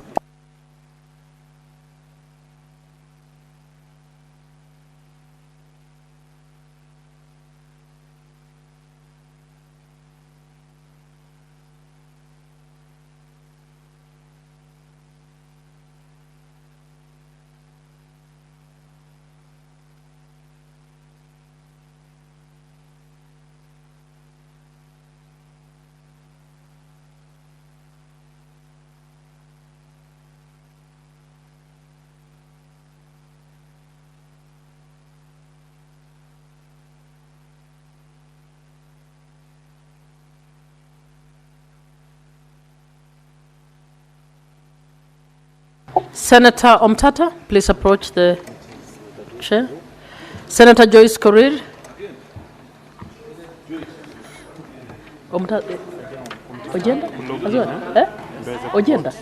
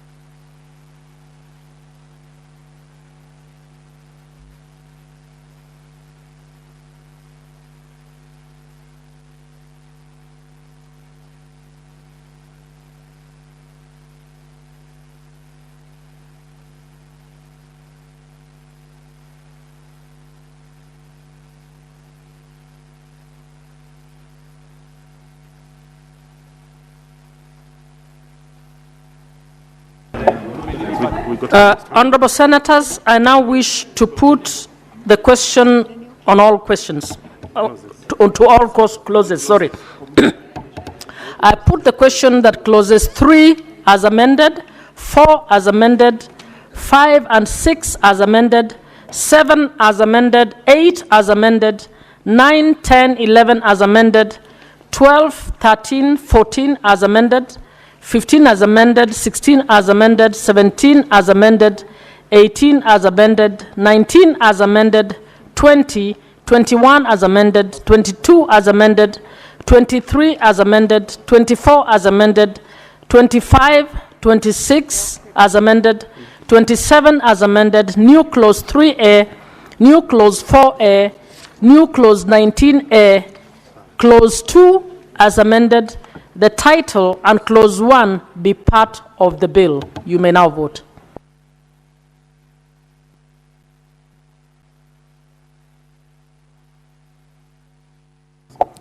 Honorable Senators, please vote. You only have 30 seconds.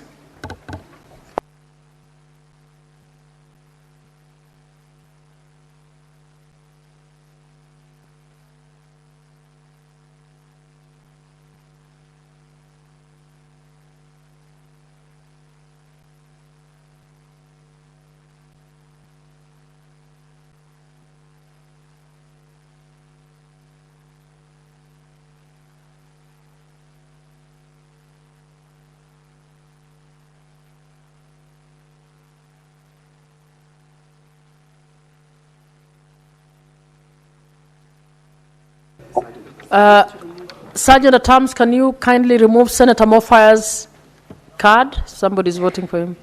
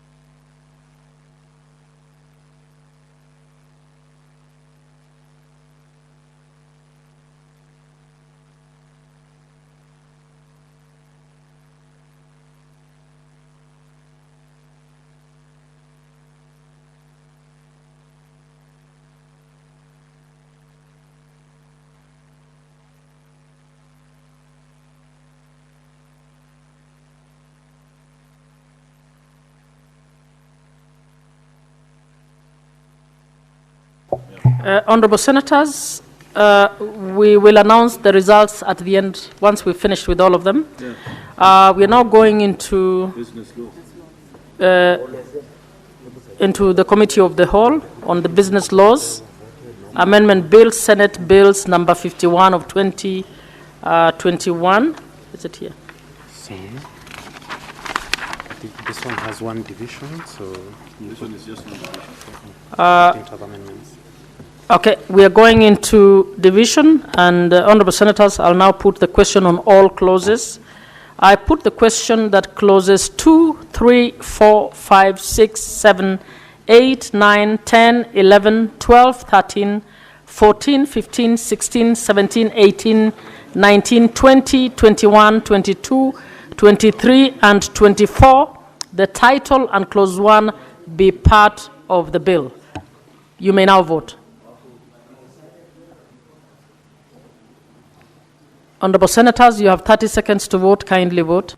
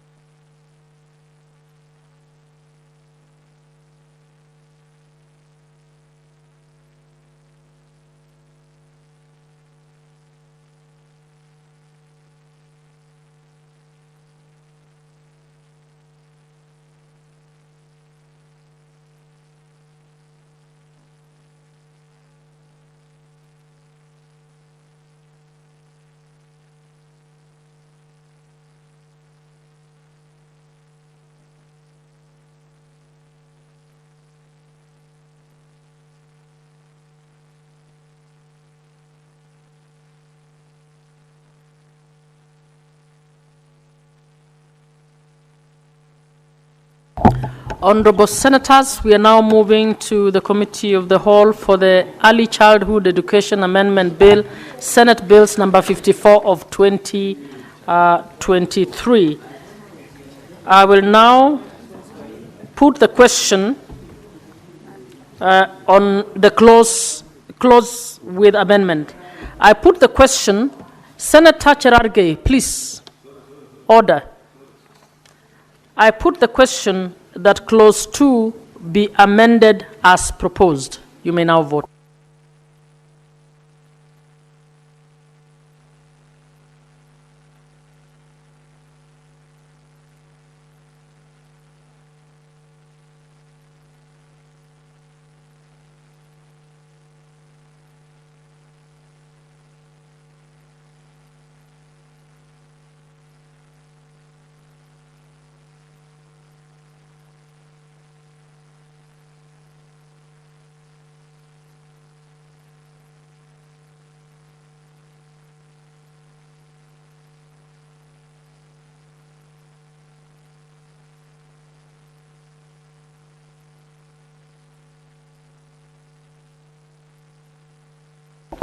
Senator Professor Ojenda.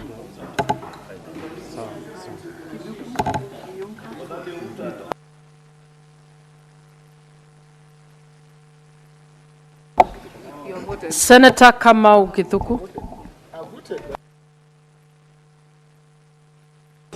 Senator Kithuku, please.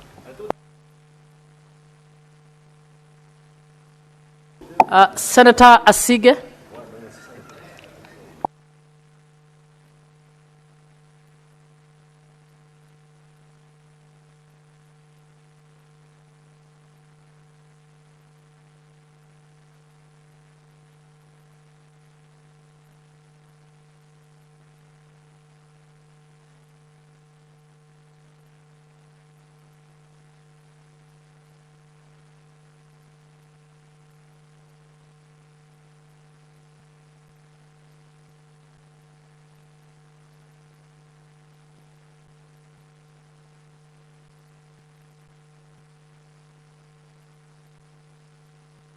Honorable Senators, I now wish to put the question to all clauses. I put the question that Clause 2 as amended, Clause 3, the title, and Clause 1 be part of the bill. You may now vote. 30 seconds, so please vote.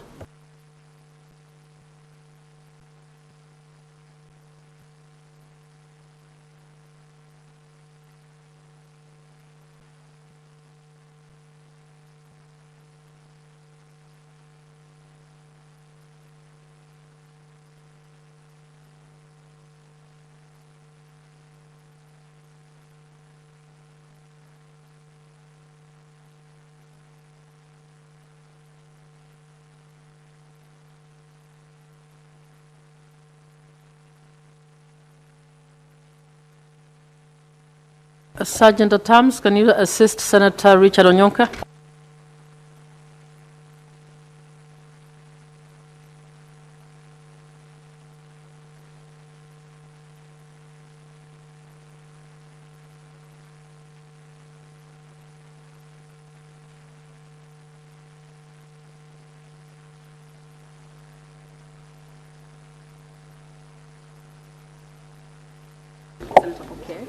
Senator Crystal, please assist Senator Crystal. Senator Okech.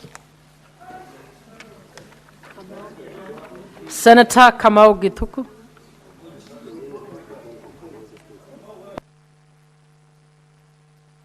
Senator Sifuna. Senator Ojenda.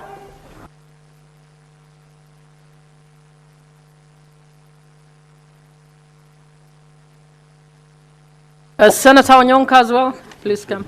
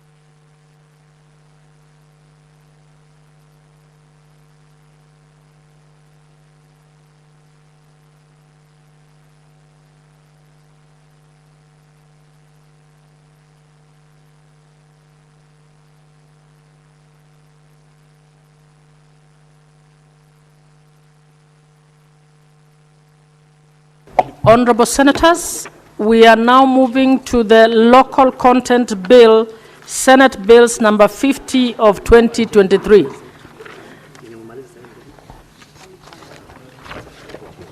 Honorable Senators, I now wish to put the question to the new clauses.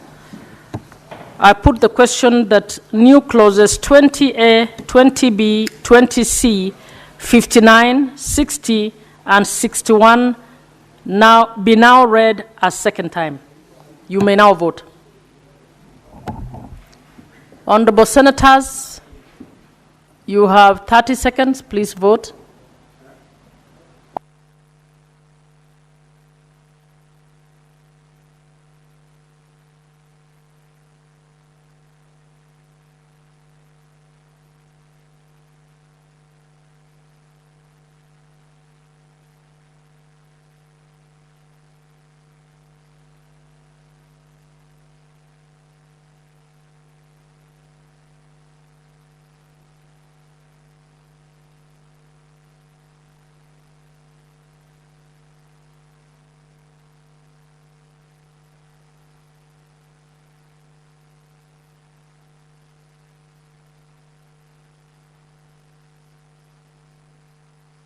Senator Crystal, please Sister?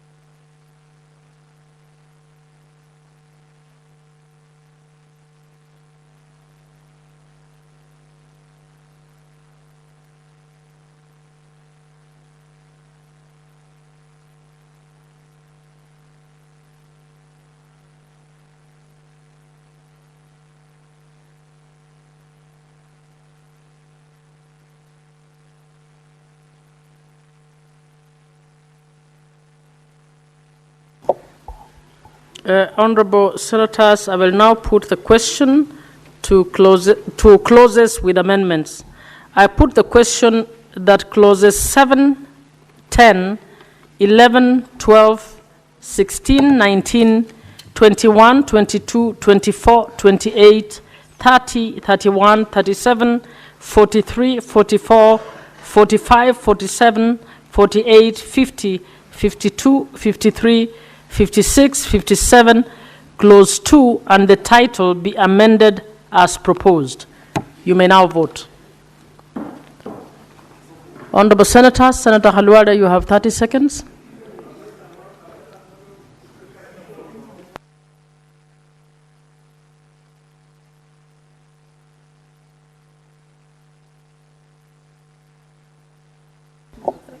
What's happening? Can you assist the senators whose systems have problems, please? Assist Senator Asige, please.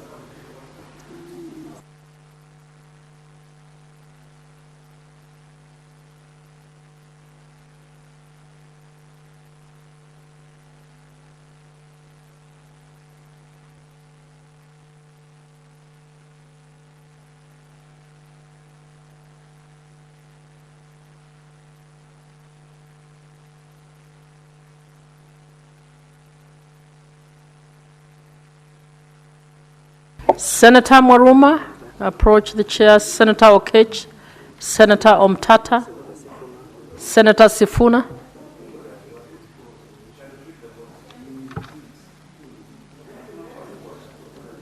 Asige. Yes. Senator Asige.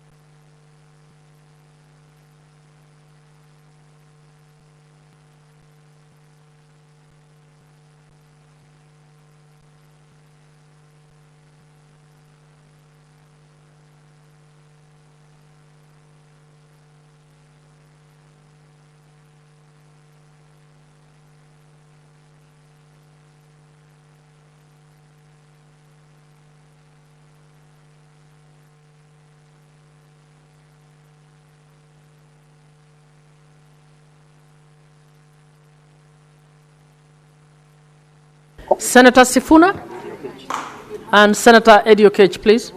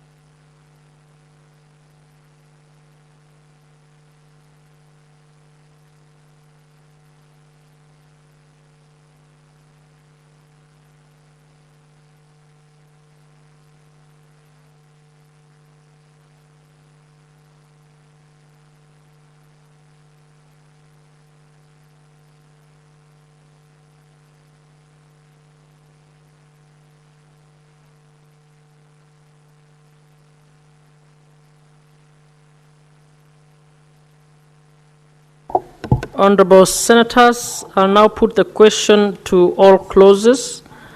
I put the question that clauses 3, 4, 5, 7 as amended, 8, 6, 7 as amended, 8, 9, 10 as amended, 11 as amended, 12 as amended, 13, 14, 15, 16 as amended, 17, 18, 19 as amended, 20, 21 as amended, 22 as amended, 23, 24 as amended, 25, 26, 27, 28 as amended, 29, 30 as amended, 31 as amended, 32, 33, 34, 35, 36, 37 as amended, 38, 39, 40, 41, 42, 43 as amended, 44 as amended, 45 as amended, 46, 47 as amended, 48 as amended,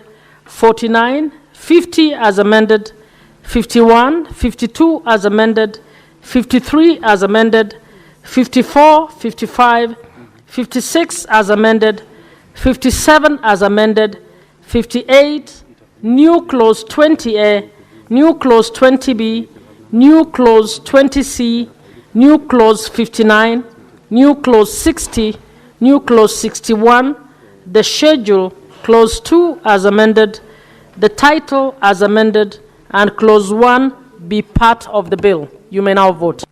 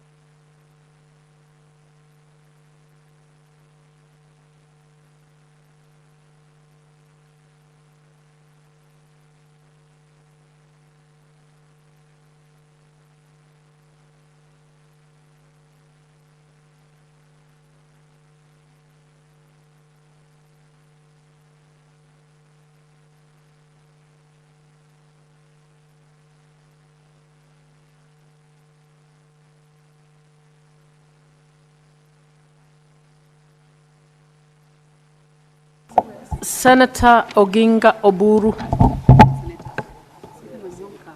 Senator Onyonka. Is he here?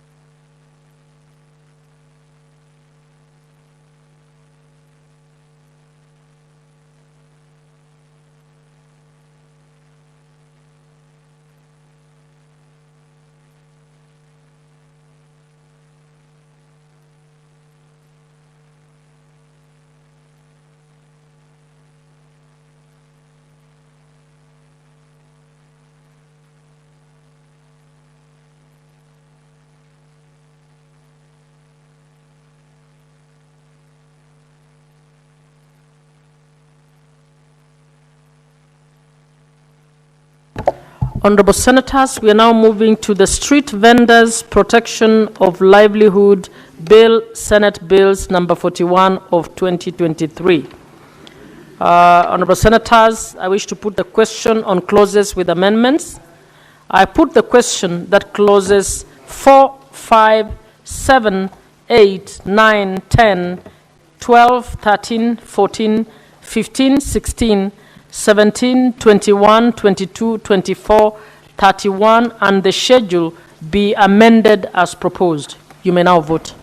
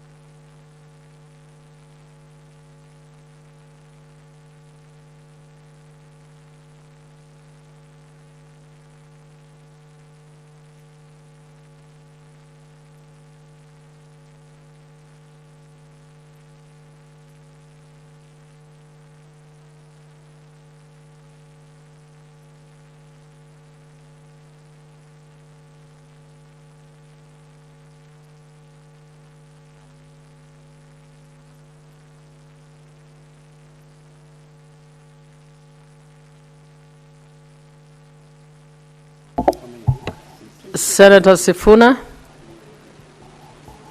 Senator Asige, please assist her.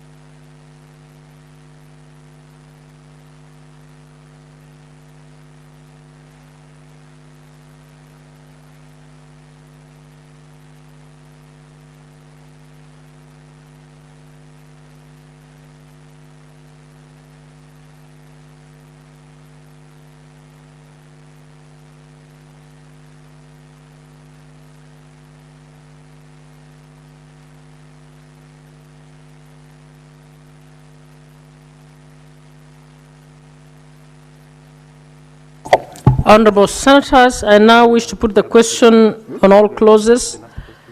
I put the question that clause 3, clause 4 as amended, clause 5 as amended, clause 6, clause 7 as amended, clause 8 as amended, clause 9 as amended, clause 10 as amended, clause 11, clause 12 as amended, clause 13 as amended, clause 14 as amended, clause 15 as amended, clause 16 as amended, clause 17 as amended, clause 18, clause 19, clause 20, clause 21 as amended, clause 22 as amended, clause 23, clause 24 as amended, clause 25, clause 26, clause 27, clause 28, clause 29, clause 30, clause 31 as amended, clause 32, the schedule as amended, clause 2, the title and clause 1 be part of the bill.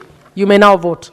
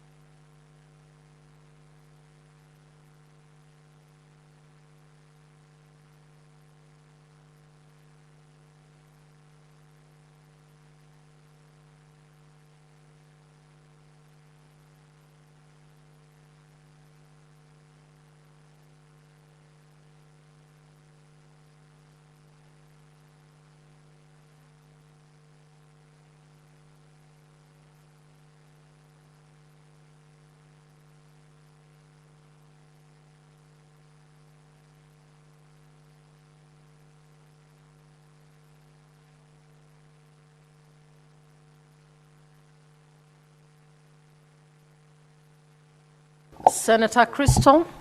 Only Senator Crystal.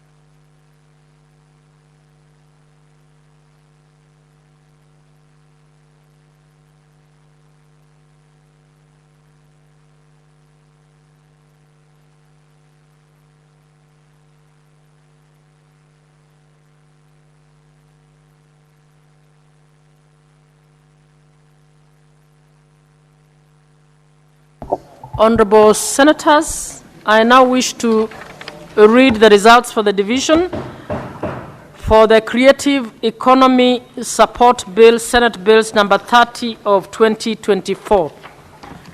The results for the division on new clauses is as follows. The ayes 29, nays 0, abstentions 0. The ayes have it.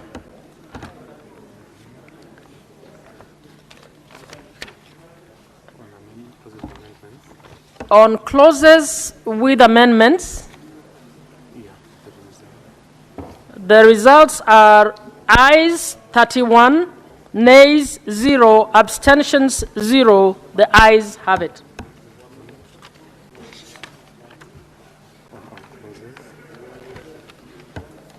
The results on all clauses, ayes 29, nays 0, abstentions 0. The ayes have it. So we go to business laws. It had one division on all clauses. Honorable Senators, now reading the results for the Business Laws Amendment Bill, Senate Bills number 51 of 2024. We only had one division on all clauses. The results are as follows. Ayes 28, nays 0, abstentions 0. The ayes have it. For the early childhood, we had two divisions, clauses with amendments, and all. Okay, what is there? I need to read it properly. What is it? Honorable Senators, on the Early Childhood Education Amendment Bill, Senate Bills number 54 of 2023, we had two divisions. On amended clauses with amendments, the following are the results. The ayes 28, nays 20, abstentions, ayes 28, I repeat, nays 0, abstentions 0. The ayes have it.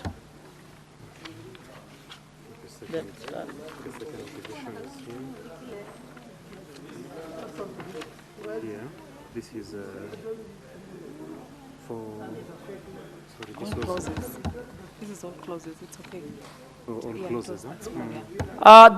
I now wish to read the results for all clauses, and the results are as follows.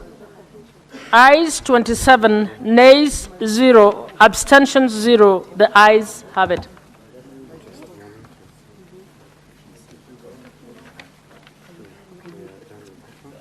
The next one is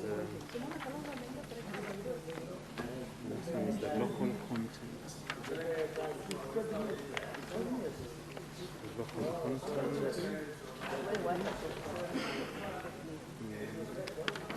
Closes to be read a second time. Closes with amendments. And all clauses. Closes to be? All clauses for second reading. Honorable Senators, on the local content bill, Senate Bills number 50 of 2023, the following are the results. On clauses to be read a second time, ayes 29, nays 0, abstentions 0. The ayes have it.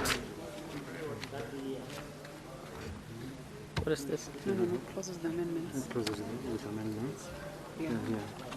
On clauses with amendments, the following are the results. Ayes 27, nays 0, abstentions 0. The ayes have it.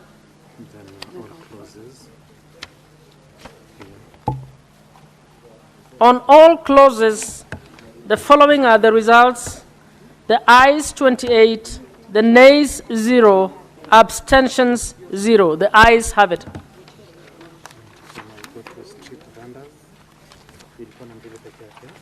Yes. Clauses with amendments. So for street vendors, we have clauses with amendments and all clauses.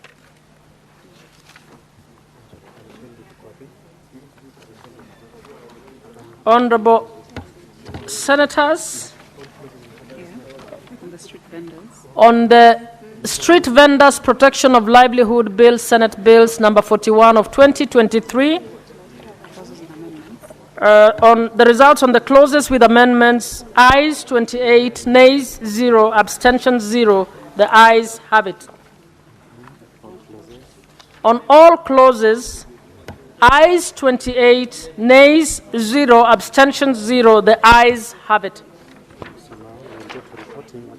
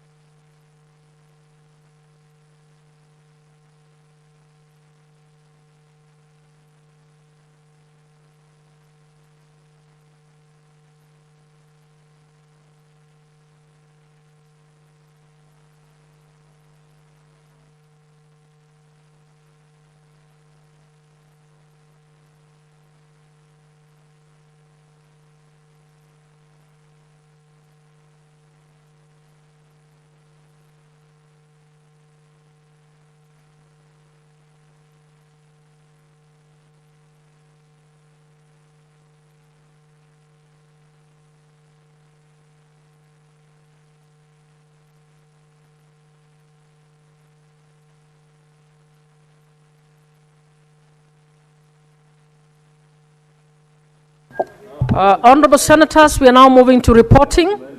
I'd like to, on the Creative Economy Support Bill, Senate Bills number 30 of 2024. Mover, Senator Eddy. Honorable Chairperson, I beg to move that the committee do report the Senate its consideration of the Creative Economy Support Bill, Senate Bills number 30 of 2024, and its approval thereof with amendments. Honorable Senators, I put the question that the committee do report to the Senate its consideration of the Creative Economy Support Bill, Senate Bills number 30 of 2024, and its approval thereof with amendments. Will as not yet. Will as many as of that opinion say aye? Aye. Will as many as are of a contrary opinion say nay? The ayes have it.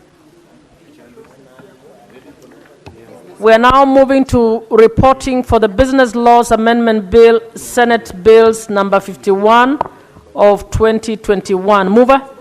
Honorable Chairperson, I beg to move that the committee do report to the Senate its consideration of Business Laws Amendment Bill, Senate Bill number 51 of 2024, and its approval thereof without amendments. Honorable Senators, I put the question that the committee do report to the Senate its consideration of the Business Laws Amendment Bill, Senate Bills number 51 of 2021, and its approval thereof without amendments. Will as many as are of that opinion say aye? Will as many as are of a contrary opinion say nay? The ayes have it. We are now moving to reporting on the Early Childhood Education Amendment Bill, Senate Bills number 54 of 2023. Mover. Honorable Chairperson, I beg to move that the committee do report to the Senate its consideration of the Early Childhood Education Amendment Bill, Senate Bill number 54 of 2023, and its approval therefore with amendments. Honorable Senators, I put the question that the committee do report to the Senate its consideration of the Early Childhood Education Amendment Bill, Senate Bills number 54 of 2023, and its approval thereof with amendments. Will as many as are of that opinion say aye? Will as many as are of a contrary opinion say nay? The ayes have it. We are now moving to reporting on the Local Content Bill, Senate Bills number 50 of 2023. Mover? Mover is here, Madam Speaker. Yes. Madam Speaker, I beg to move that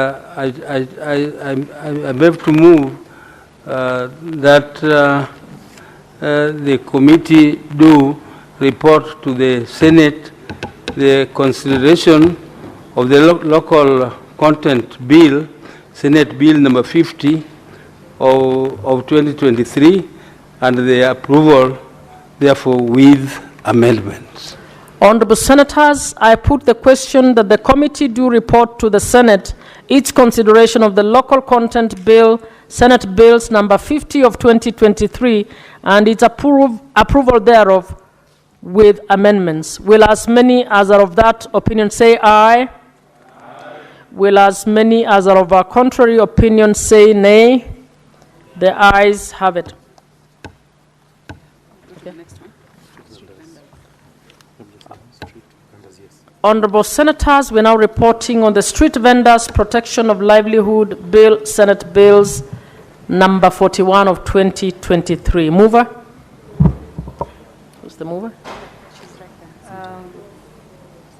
Madam Speaker. Please speak into the mic. It's not,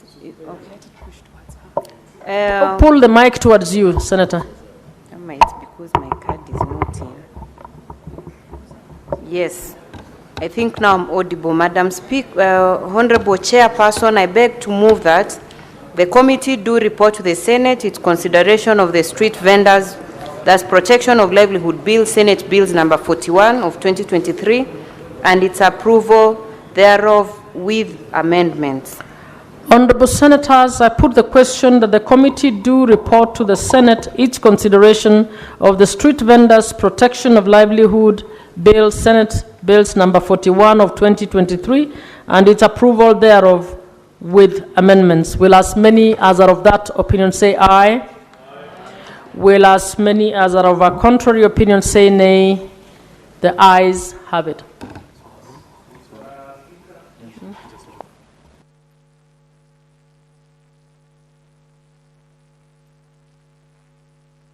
Honorable Senators, requesting that you don't leave the chambers. We are going into third reading division, and we will require all of you. Sergeant at Arms, you may now draw the bars. And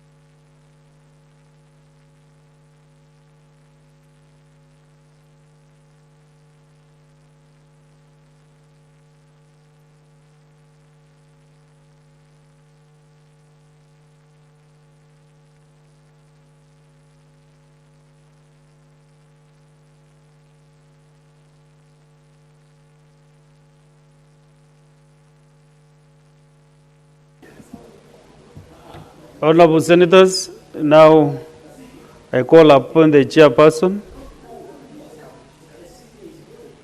Chairperson to report on the Creative Economy Support Bill, Senate Bills number 30 of 2024.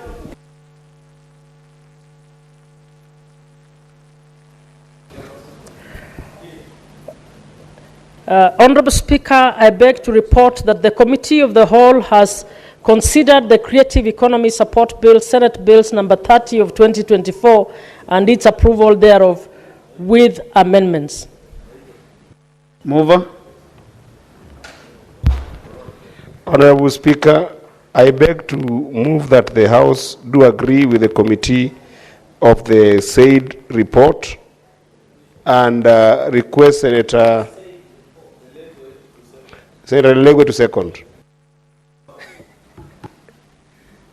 Mr. Speaker, I second. Honorable Senators, I propose the question that the House do agree with the committee in the same report. I put the question that the House do agree with the committee in the same report. As many as of the similar opinion say aye. Aye. As those of the contrary opinion say nay. The ayes have it. Mover. Honorable Speaker, I propose the question that the Creative Economy Support Bill, Senate Bills number 30 of 2024, be now read a third time.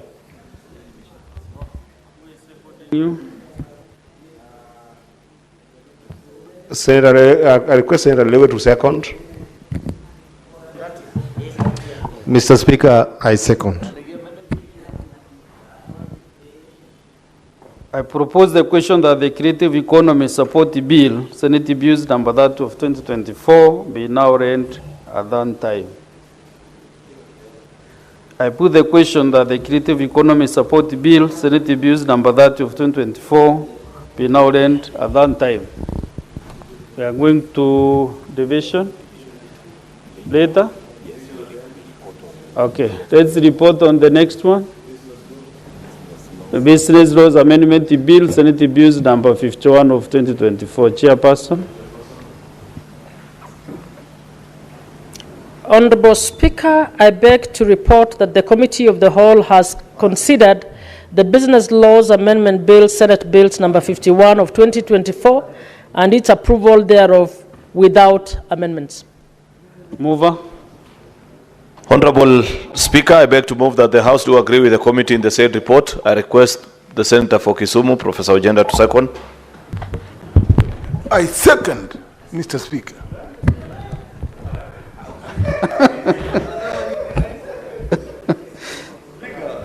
Okay.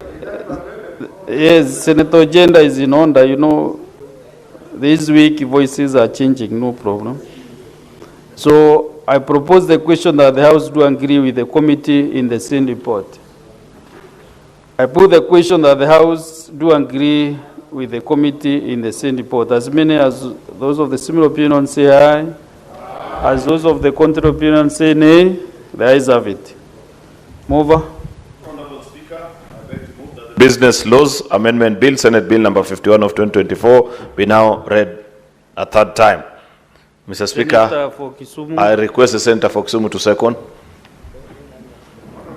With the maybe this time, Senator Mboni was about. Speaker, I second. I propose the question that the Business Laws Amendment Bill, Senate Bills number 51 of 2024, be now read at that time. I put the question that the Business Laws Amendment Bill, Senate Bills number 51 of 2024, be now read at that time. Division at the end. Next is the Early Childhood Education Amendment Bill, Senate Bills number 54 of 2023. Chairperson. Honorable Speaker, I beg to report that the Committee of the Whole has considered the Early Childhood Education Amendment Bill, Senate Bills number 54 of 2023, and its approval thereof with amendments. Mover. Honorable Speaker, I beg to move that the Senate do agree with the committee in the said report. Who is seconding?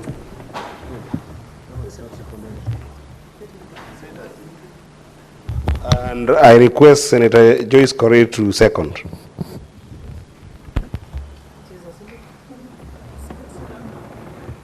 Joyce Correa.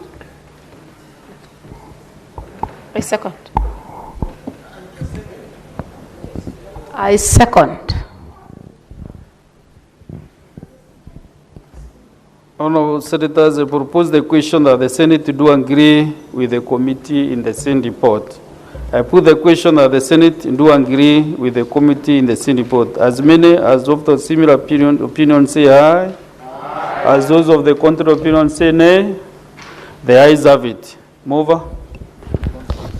Honorable Speaker, I beg to move that the Early Childhood Education Amendment Bill, Senate Bill number 54 of 2023, be now read a third time. And I request Senator Joyce Correa to second. I second.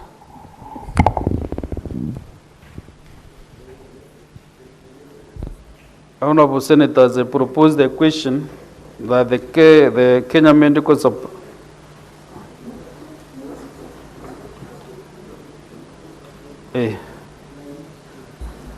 I propose the question that the Early Childhood Education Amendment Bill, Senate Bills number 54 of 2023, be now read at that time. I put the question that the Early Childhood Education Amendment Bill, Senate Bills number 54 of 2023, be now read at that time. Division later.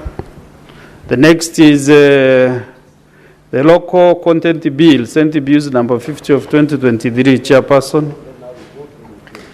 Honorable Speaker, I beg to report that the Committee of the Whole has considered the Local Content Bill, Senate Bills number 50 of 2023, and its approval thereof with amendments.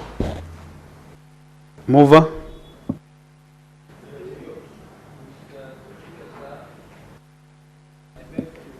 Move that the House do agree with the committee in the said report, and ask Honorable Manzo to second. Honorable Manzo. Mr. Speaker, I second. I propose the question that the House do agree with the committee in the same report.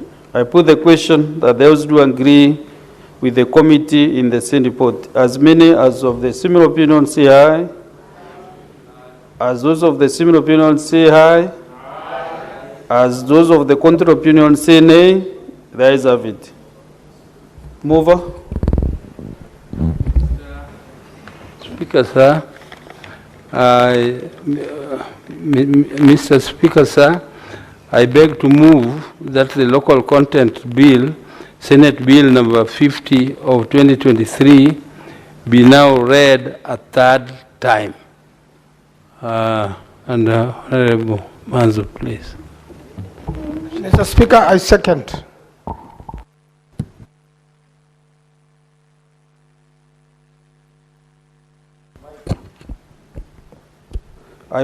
I propose the question that the Street Vendors Protection of Livelihood Bill, Senate Bills number 41 of 2023, be now read at that time.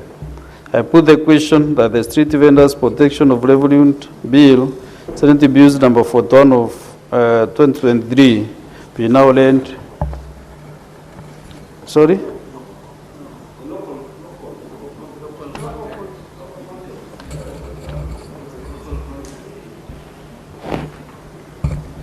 I propose the question that the Local Content Bill, Senate Bills number 50 of 2023, be now read at that time. I put the question that the Local Content Bill, Senate Bills number 50 of 2023, be now read at that time. Division later. Next.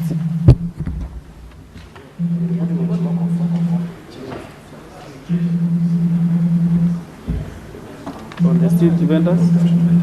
Yeah, we are now on the Street Vendors Protection of Livelihood Bill, Senate Bills number 41 of 2023. Chairperson.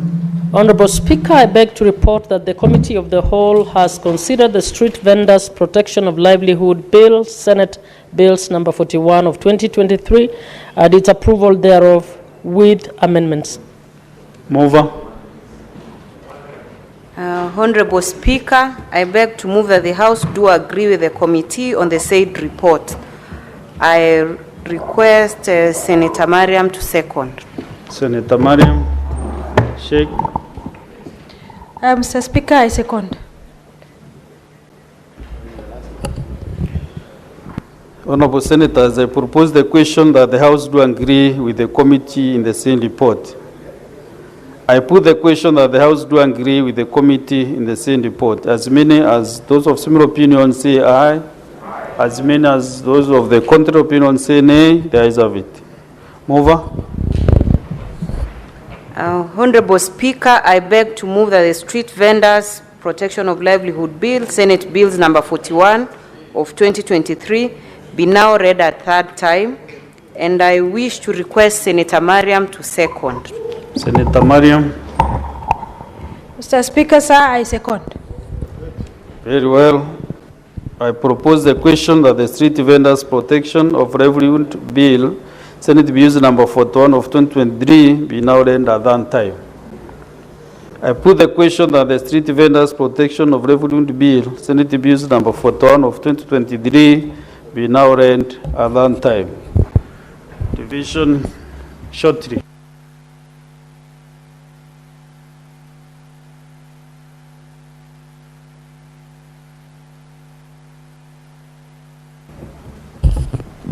Okay. So Sanjay Datams ring the quorum bell for 5 minutes.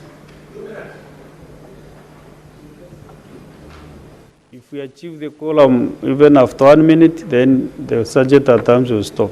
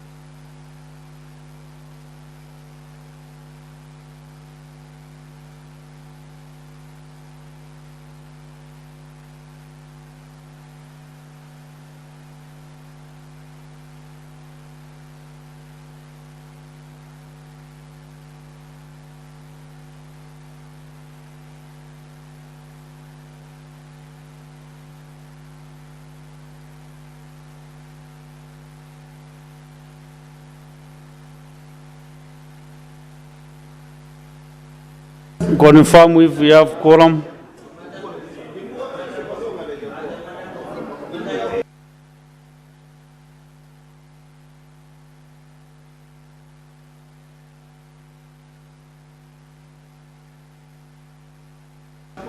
So let's go ahead with the voting. So how do we? Already put the question.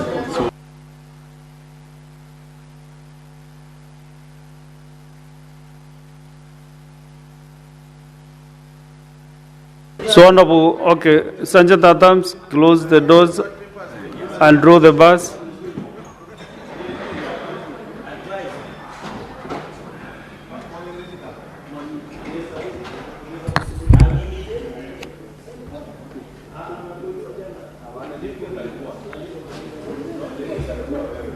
Let's proceed with the divisions, chap.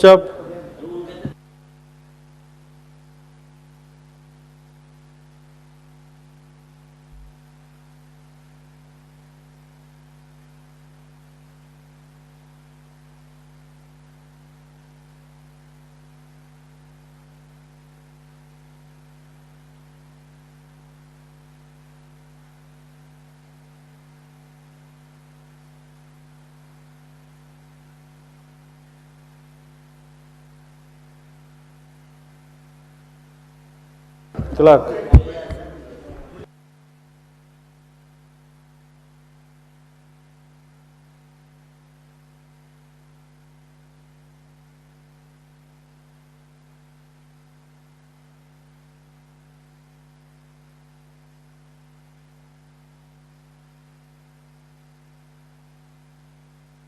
Senators, just log out and in.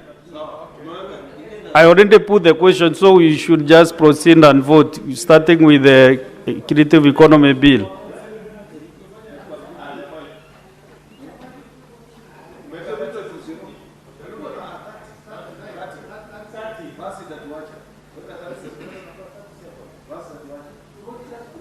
Yes.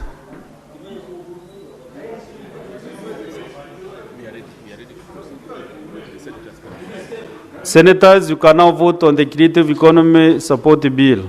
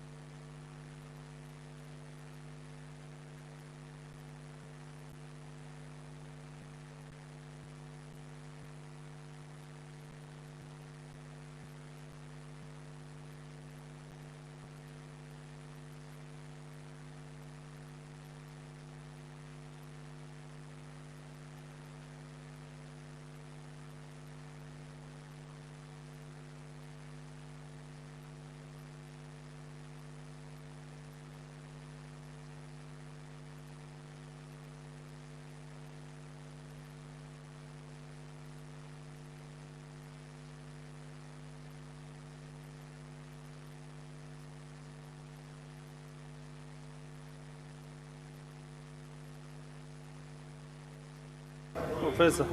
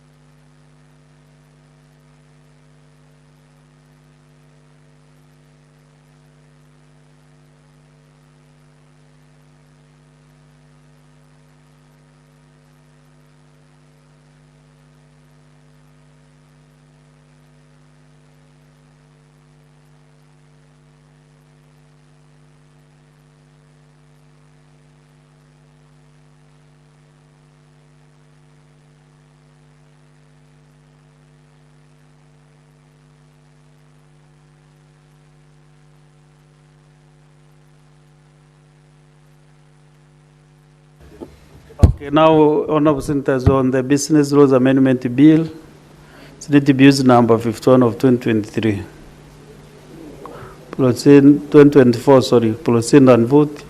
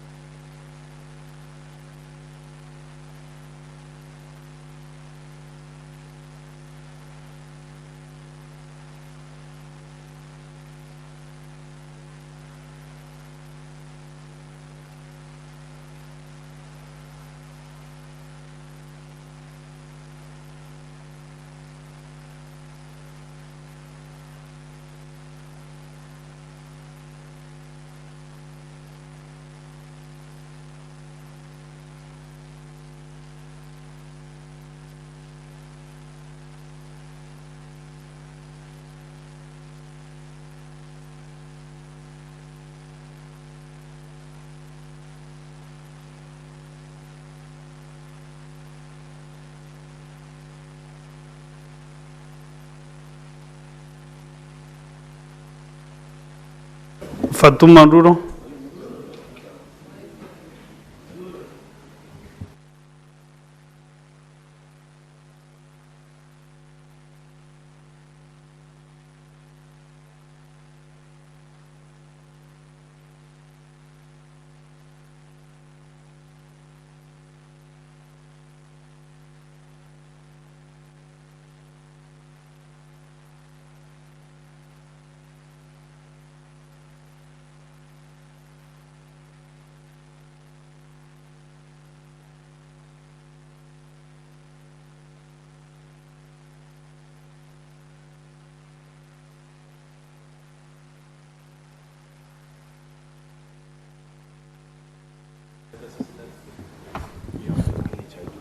We are now on the Early Childhood Education Amendment Bill, Senate Bills number 54 of 2023. Proceed and vote.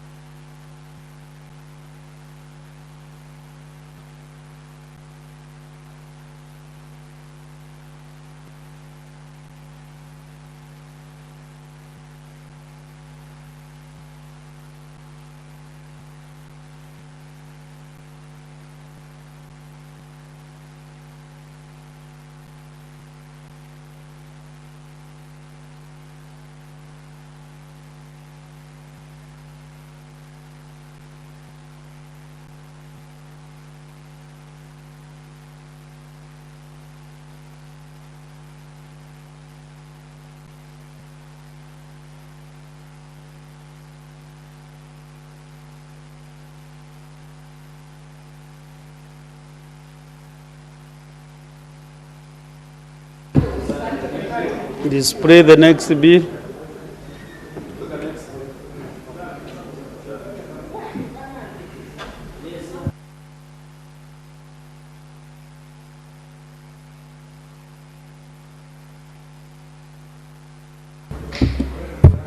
Senators, we are now on the local content bill, Senate Bills number 50 of 2023.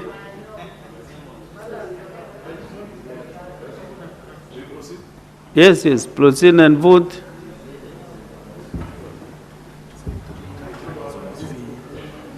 Huh?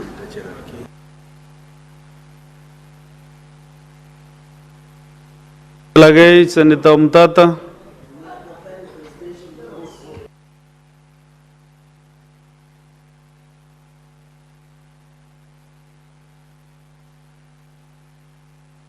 Senator Okio Mtata, proceed and vote.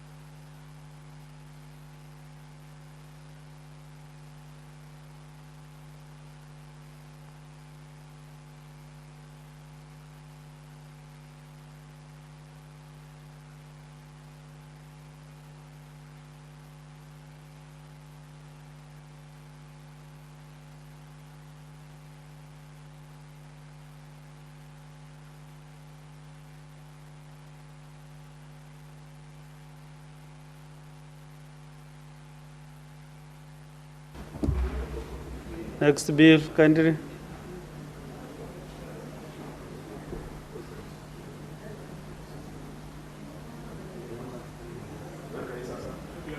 We are now on the last one, the Street Vendors Protection of Livelihood Bill.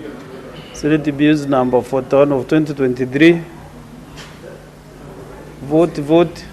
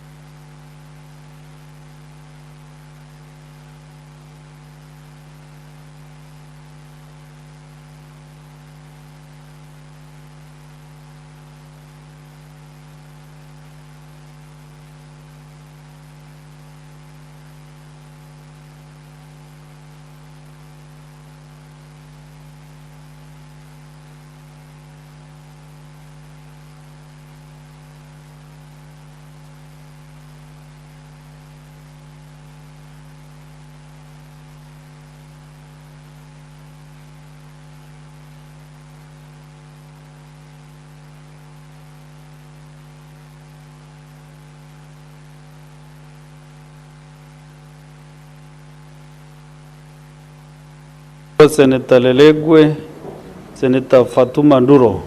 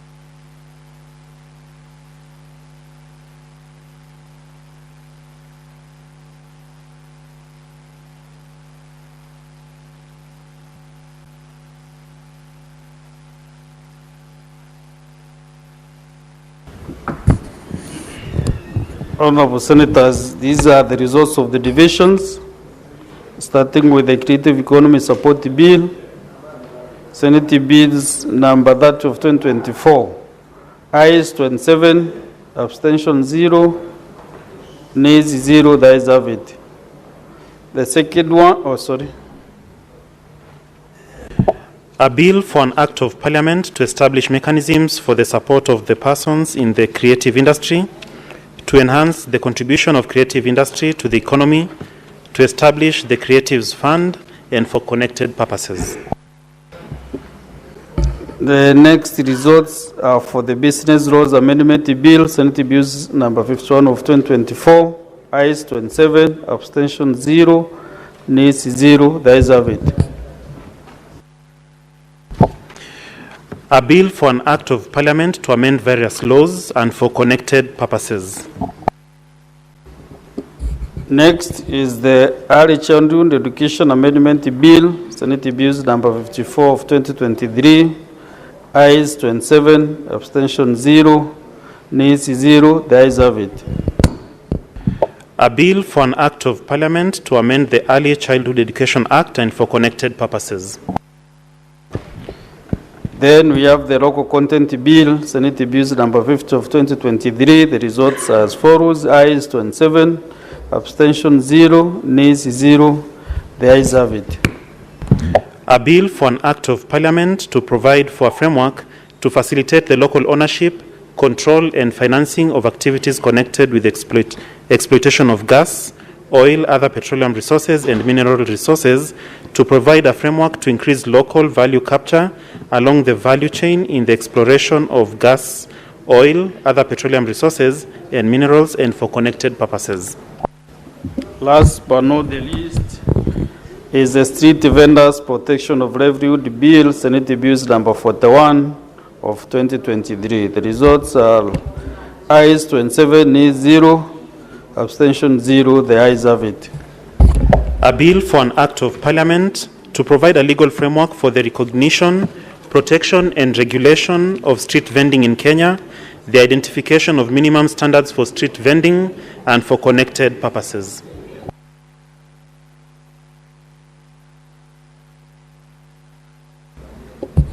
Sajida Tams, open the doors and withdraw the bars.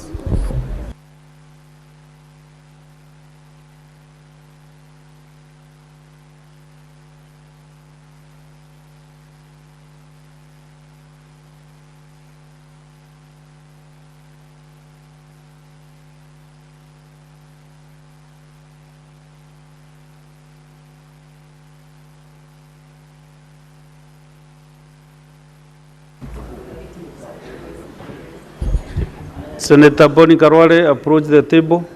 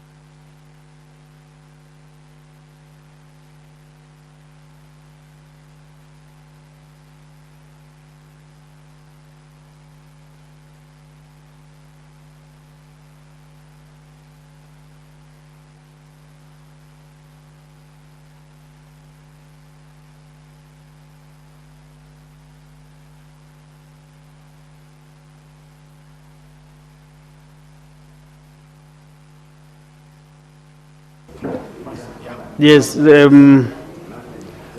can refer senators to supplemented. Honorable Senators, we have a supplementary order paper which you can maybe refer to now, and therefore we are going back to, there is a paper to be written by Senator Mboni Karwale, and then also to give notice of the motion. Senator Mboni Karwale, proceed and read the paper. Thank you.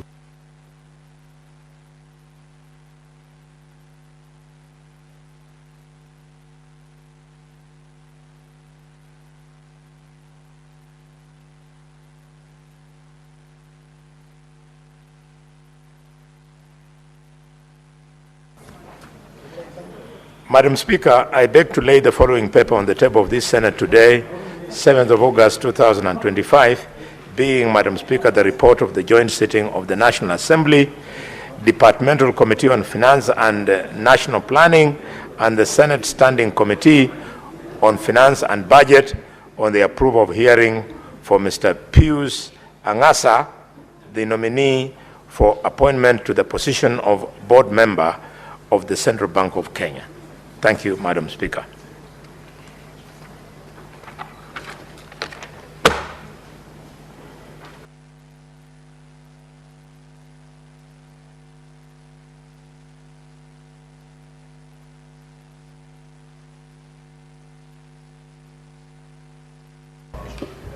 Senator Khalwale, please give the notice of motion.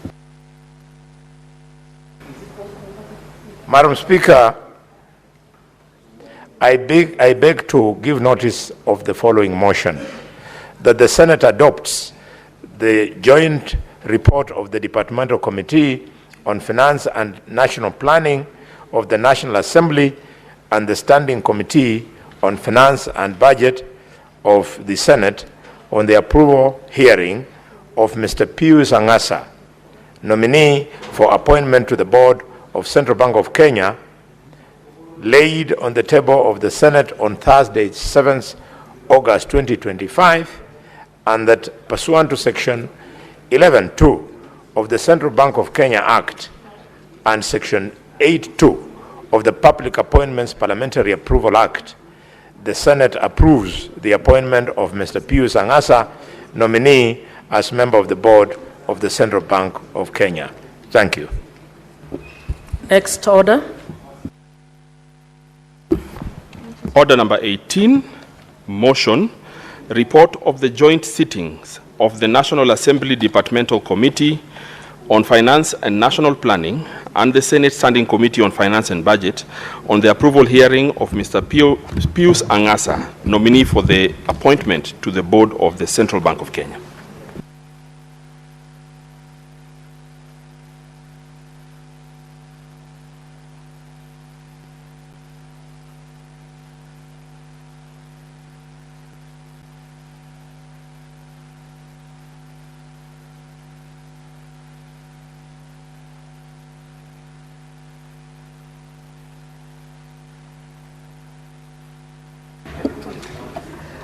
Senators, please refer to the supplementary order paper that has been circulated electronically. And I wish to call to, Senator Khalwale to move the motion. Thank you, Madam Speaker. Madam Speaker, I rise to move the motion on the report of the joint sitting of the National Assembly Departmental Committee on Finance and National Planning and the Senate Standing Committee on Finance and Budget on the approval hearing of Mr. Pius Angasa, nominee for appointment to the board of Central Bank of Kenya. Madam Speaker, this is a straightforward matter where the committee has already done the prerequisite vetting and recommended, Madam Speaker, as members will see in the report that has been laid in the House, that Mr. Pius Angasa is suitable. He has training in textile technology, where he acquired a degree of Bachelor of Science. Further, he has a degree in Master of Business Administration with vast experience spanning over a period of 25 years, and the committee had no doubt in its mind that the candidate was suitable. I therefore move and request the Senator from Migori, Senator Okech, to second the motion.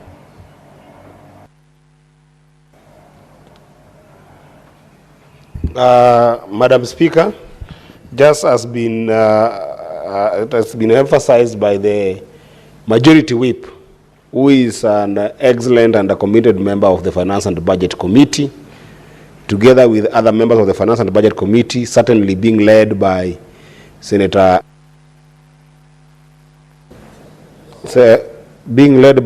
Ali Roba,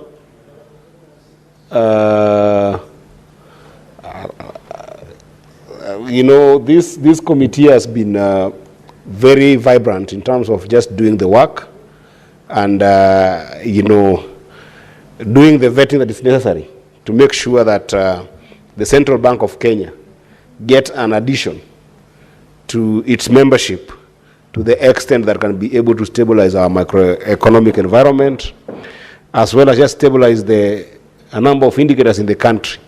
And I can be certain and I witness that the committee has done an excellent job. Mr. Pius is qualified. We did all the background check that is needed, Madam Speaker. And it is really procedural for me to just ascertain that the report has been shared and the motion has been moved by the majority whip is indeed in order. And therefore, Madam Speaker, I want to belabor, but hereby second the motion as moved by the majority whip. I thank you, Madam Speaker.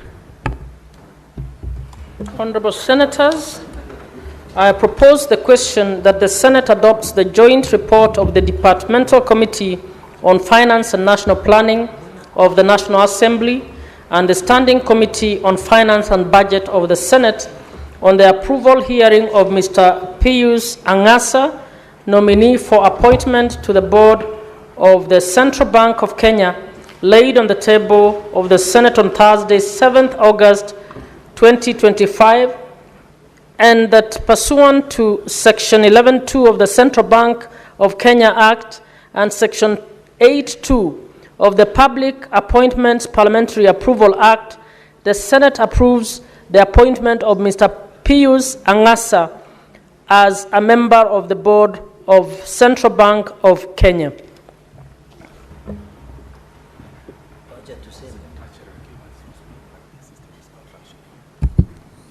Senator Chirarke.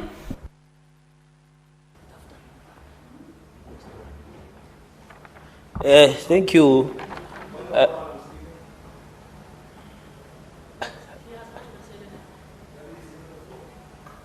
have not even spoken.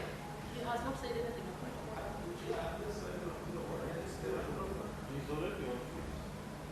But I have not spoken. Senator Eddy, let's. There can't be a point of order when he has not even said anything. Honestly. Let us be serious. Senator Chirarke, let him speak and then. Thank you, Madam Speaker. I thought this is a finance and budget report. Under Article 10 of the Constitution, Madam Speaker, we must ensure that there is face of Kenya, there is... Senator Eddy, what is your point of order?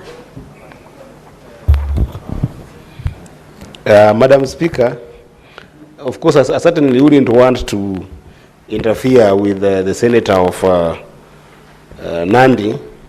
But Madam Speaker, I'm just surprised that this House was full a few minutes ago.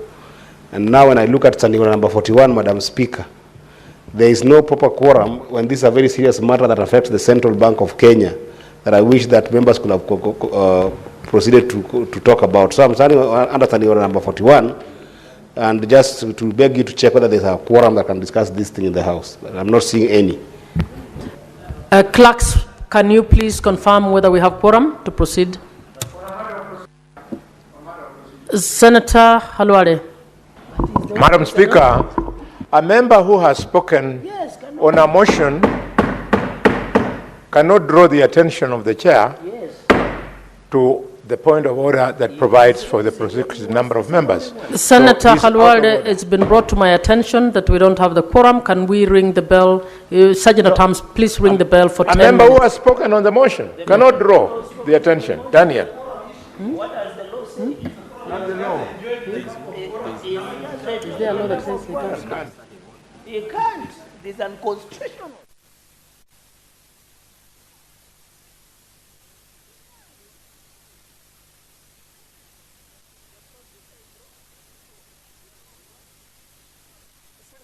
Alwade, yes. I'm advised there is no such standing order, but there is a practice, though, on what you're saying. Honorable members, I suggest that we have the bell is already ringing. Let's see whether we can mobilize to have 15 members in the House.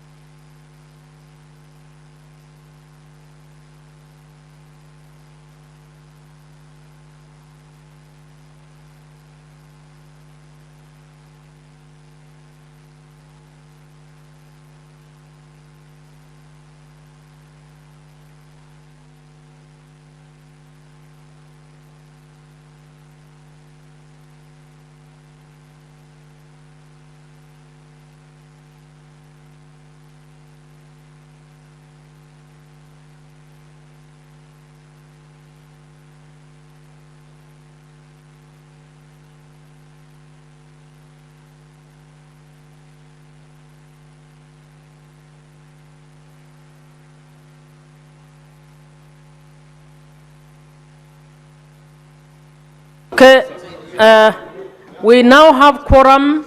Senators, please take your seats. Senator Cherarki. Do we want to limit?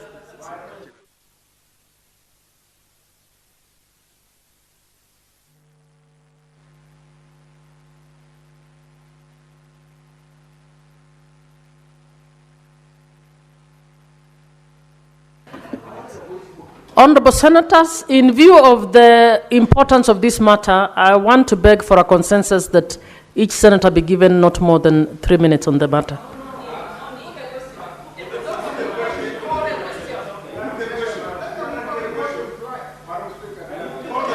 Senator Khalwale, just what? Thank you. Thank you. Hold on. Madam Speaker, I cannot challenge the decision of the chair, but we are about to make a very dangerous precedent. Madam Speaker, if you go to the standing orders, standing order number 1, 2, it is on the strength of that that the senator of Migori should never have risen on a point of order to call for lack of quorum.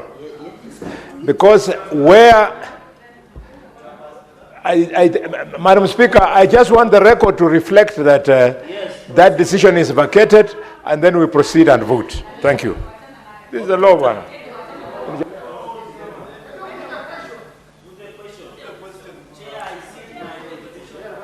Okay.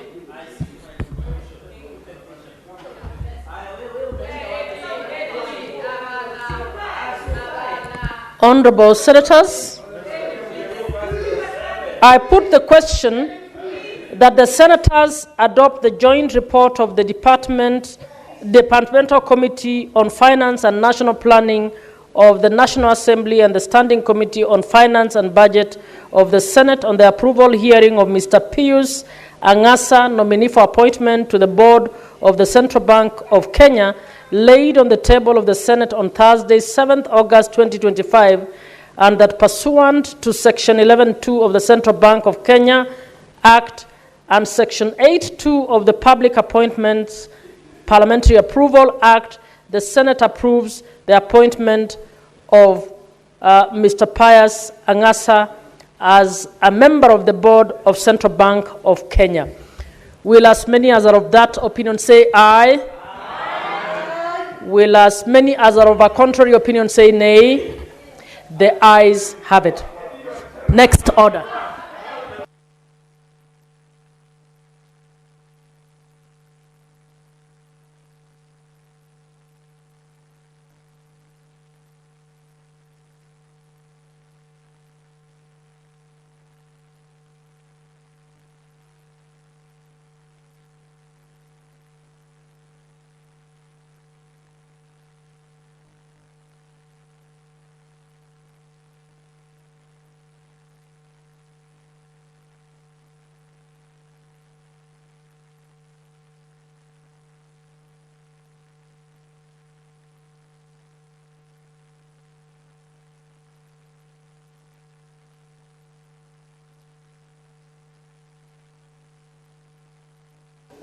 Honorable Senators, I now wish to, pursuant to Standing Order 45, reorganize the order paper to move to order number 24. Clerks. Order number 24, the Office of the County Attorney Amendment Bill, Senate Bills number 47 of 2024, second reading.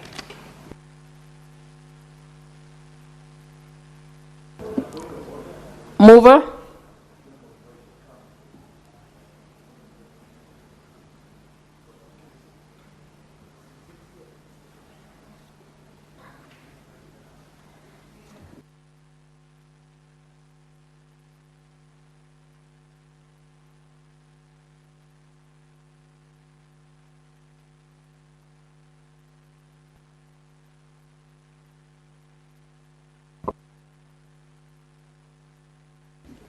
Thank you, Honorable Speaker.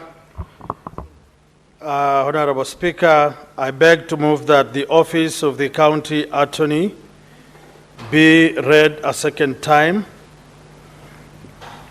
And I beg to move, Honorable Speaker, that pursuant to the provisions of Standing Order 146(1) of the Senate Standing Orders, that the Office of the County Attorney Amendment Bill 204, Senate Bill 47, 2004, now be read a second time.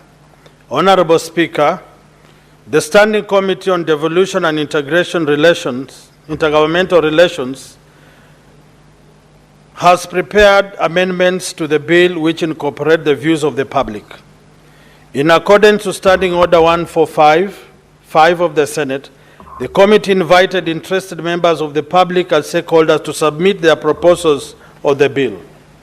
Honorable Speaker, the bill also seeks to amend the Office of the County Attorney Act Cap 265E to enhance the qualification for appointment of the County Attorney and the County Solicitor, and further to provide for the tenure of office of the County Attorney. Honorable Speaker, with your permission, I shall proceed to highlight the various provisions in the bill.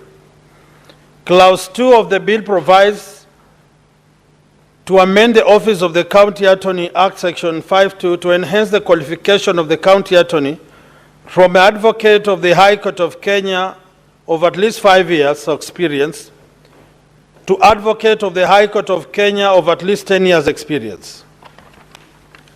Honorable Speaker, Clause 3 of the bill proposes to amend the Office of the County Attorney Act, Section 6(1), to revise the tenure of the County Attorney from the current 6 years of the County Attorney to serve for the term of the Governor.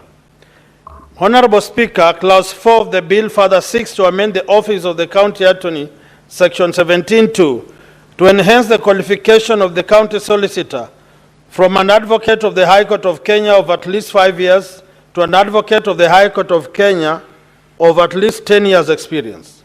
Clause 7 of the bill seeks to enhance the functions of the Secretary of the Board to include supervisory control over the staff of the County Assembly to mirror the structure of Parliament. Mr. Speaker, the main reason of the bill is to attempt to reduce the cost of legal fees paid by counties.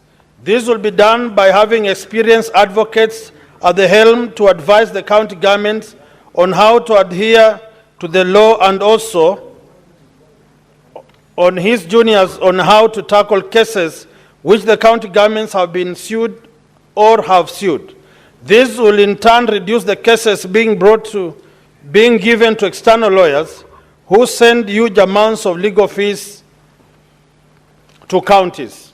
Further, appreciating that when the new governor is sworn in office, the governor is expected to choose a county executive committee which has full faith in compelling the governor to work with, and with the county solicitor, who might have been in the former county government, which is the county solicitor of the outgoing, and that which will interfere with the functionality of the office.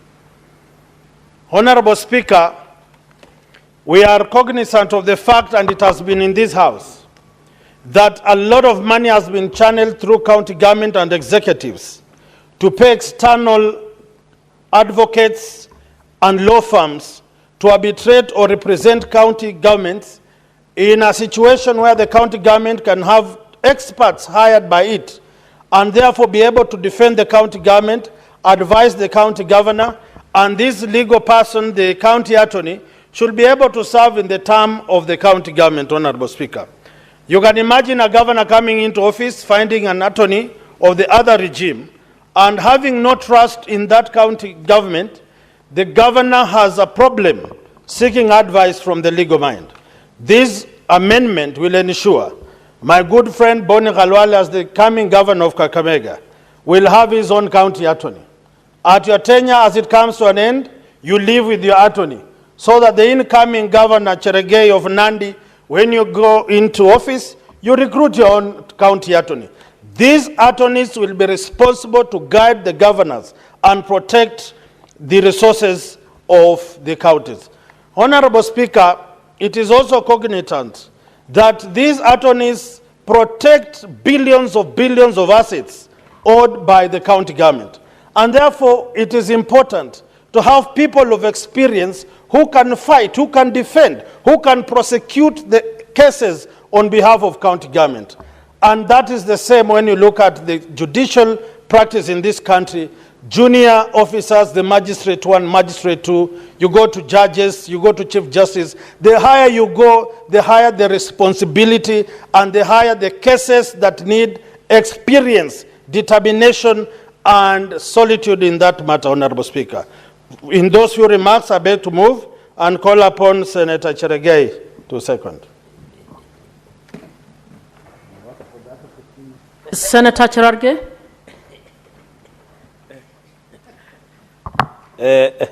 Madam Speaker, I want, as I stand to second, I have a number of reservations against the amendments that have been provided by my brother, Senator Wakoli, because I am the midwife of the County Attorney Act which is in place. And Madam Speaker, it behooves all of us that I agree with this assessment. Madam Speaker, sorry, these amendments that have been brought, I agree with him on issue of fees that is paid by county governments. I remember, I think it is Nairobi City, because I sit in public accounts, that 2 billion worth of legal fees is yet to be paid. When you look across, for example, Nandi, I think they were paying legal fees of 38 million. But I think, Madam Speaker, the real problem is that governors have never tried to comply with the County Attorney Act in place. They don't listen. I remember the only county that has established a county attorney and county solicitor is the Kilifi County, with a number of legal officers and advocates of the High Court of the Republic of Kenya who are doing a fantastic job. So I agree with him that counties are found an excuse, and I'm told the easiest avenue to get public funds from the counties is through the state law offices, or through the county offices, sorry, for that mix up, Madam Speaker. And this issue of experience, I agree, because the younger advocates, maybe they are being looked down upon by the county governments or county governors, but there is no scientific proof that when you are young or you have started off your practice, you lose cases. I think it is similar in all practices, including people who practice as doctors. And the wisdom then that we taught advocates of the 5 years experience, the wisdom then, I don't know what has changed now, because I need to look at the report of the devolution committee where Senator Wakoli, the mover of the motion, the thinking of the committee. Because the thinking then was that we needed to incorporate the young advocates. Because the argument then was that if you find an advocate who have practiced more than 10 years, they have made their money, they have made their name, so it's hard for them. I agree there is a way of substituting between experience and monetary gains and status. Because some of them, when you become a senior counsel, of course, it's 15 years, and even the judges. So I think, Madam Speaker, we need to balance, and I will convince, as I support this amendment, we need to strike a balance. If it becomes the worst, let's make it 7 years. So that, and I think I will bring an amendment at the later stage, so that we accommodate these young people. Madam Speaker, and that was the reason that we thought then. And we thought somebody who has practiced for 5 years and above, at least they have built the experience, they have built the expertise, they are still energetic. And the challenge, the challenge, when you go to northern Kenya, I remember counties up there, Madam Speaker, and Senator Wakoli should listen to this, they could not even access senior doctors. Because one, senior doctors have made their money, they feel they have more experience, they leave more money. But on the issue of security of tenure, so they should all office for the term of 6 years. I think we were thinking then, and I know there are many, I know every governor who wants to come to office. I don't know, because under the County Government Act, chief officers normally are given a tenure beyond the governors to assist in transition period. So since we have, and I agree with Senator Wakoli on this, since we have Assumption of Office Act, then that one can kick in. But our thinking then was, because there was no Assumption of Office Act, then to assist in transition of governors, Madam Speaker, we thought it is good to have a county attorney or county solicitor who stays beyond 5 years to assist in transition and settling in of the new administration, and also for institutional memory. The reason we thought it could be concurrent in terms of tenure was because, but I want to agree with Senator Wakoli on the fact that in terms of security of tenure, we should have at least to be tied up with the governor, so that, but I hope it will not extend to the department, just the head, that is the county attorney and county solicitor, but the department should remain so that they assist in the tradition. I agree, because, and I hope, Madam Speaker, Senator Wakoli and I will share on the Assumption of Office Act, because that is things that can be handled at that point in time. On the issue of at least 5 years as an advocate of the Court of Kenya to 10 years, I think the county solicitor generally is to assist in the preservation of assets and liabilities. And I agree, most counties have assets, like Nairobi City County. How many assets? But the bottom line should be integrity, I agree in Chapter 6, and competence, Madam Speaker. We need people who are competent. We need people who are willing to serve public, Madam Speaker. And we need people who respect county assemblies. This will be my concluding remarks. We need people who will respect the county assembly. I remember the story, and maybe Senator Kalwale can share this history. I'm told Kibaki, as a minister, when you wanted to go and see him, Madam Speaker, and you had an engagement with Parliament, Kibaki would tell you first go to Parliament, then come to the State House. It means that we need people who take Parliament and county assemblies seriously. Because you and a number of us agree that most of the senior county officials don't take county assembly seriously. Even today in morning, the Minister of Interior was supposed to appear before ICT to discuss operations of the ICT that we are facing at the moment, digitization process. But you find the minister decided to go to Jukwaa la Usalama, Madam Speaker. Yet that one is not recognized by law, but the house that had sat the ICT committee is not recognized. And that Jukwaa la Usalama has been turned to Jukwaa la Siasa, where he wants to probe himself as the kingpin of some, I don't know which area. So such people, we need people who respect the work of parliament. We need people, when they are summoned by parliament, they tremble with fear because they know the people who summon them are the representatives of the people, Madam Speaker. Therefore, I agree that, you know, when there is security of tenure, Madam Speaker, in conclusion, I watched yesterday the chairperson of Council of Governors. 14 years, we are going to devolution conference, and I'm happy you are part of the preparatory committee that is organizing devolution conference in Homa Bay, the county of endless potential. And I was shocked that the chair, and it was live in JKL, live in Citizen TV, when he was asked, a Senate vote for devolution, and he said it is debatable. Yet on several occasions, this Senate has stood with counties. I can give two examples. One, during the equalization fund, we really wanted 465 billion. It is us who are at the front. The Council of Governors never even engaged or we work together. Number two, Madam Speaker, the road maintenance levy fund. You remember what we fought with? We even wanted, and I'm happy I saw you in our official WhatsApp group, that we should be part of the legal council to be enjoined in the matter of road maintenance levy fund. We here every day, we defend and protect devolution. It is that the only problem Council of Governors have against us is because we don't condone corruption. That is the only problem they have with us. But in defending devolution, we have already defended, and even entrenching and expanding and broadening on the laws like the amendment of the Office of the County Attorney Amendment Bill 2024 is for the betterment of widening and broadening devolution in our republic. Madam Speaker, because there is a motion coming up and I can see time is spent, let us take legislative arms of government very seriously, the National Assembly, the Senate, the county assemblies, and I want to request Senator Kalwale, if God allows you to be the governor of Kakamega, please respect the Senate and respect the county assemblies. If we respect each other, we develop a symbiotic relationship. Madam Speaker, with those many remarks, I beg to second, and when it comes to the committee of the whole, I will bring further amendments. I thank you.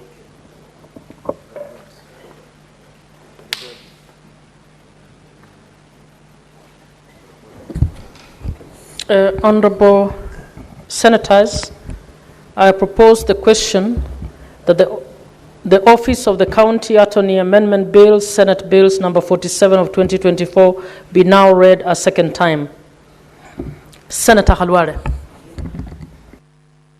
Madam Speaker, I truly wanted to contribute on this very important bill, but because of time and I have to move the next motion on adjournment, I just want to make two statements. The first one, that whereas I support the improvement of the county attorney's bill, we should be careful in some of the proposed amendments. For example, when now you want to lock out young lawyers so that you start looking for experience of 10 years, it's unfair. By the time a lawyer has been in private practice, for example, for 10 years, he will not find the job of a county attorney attractive. So you are opening up the possibility that you have locked out young, intelligent lawyers, and some of the lawyers who are not terribly successful because of whatever limitations in capacity they have, they're the ones who will start coming to the county. I would love that we review that proposal. The second proposal is tying the tenure of the county attorney to the governor. This is a professional. It's not like the cooks, the drivers, the bodyguards, who the governor is supposed to live with when his tenure is over. It would be nice to leave this young professional to do a job. And I insist because thanks to the old provision, I know of a young lawyer from Malinya who has managed to be a county attorney in one of the counties in 47 counties in Kenya. She's a young lawyer. This is the way it should be. Let's open up opportunities for Kenyans. Madam Speaker, I support, but with amendments.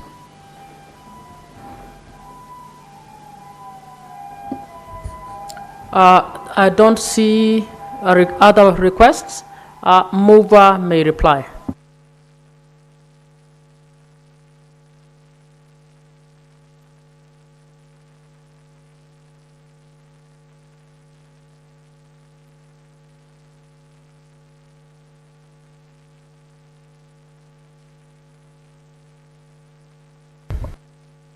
Thank you, Honorable Speaker, for this opportunity.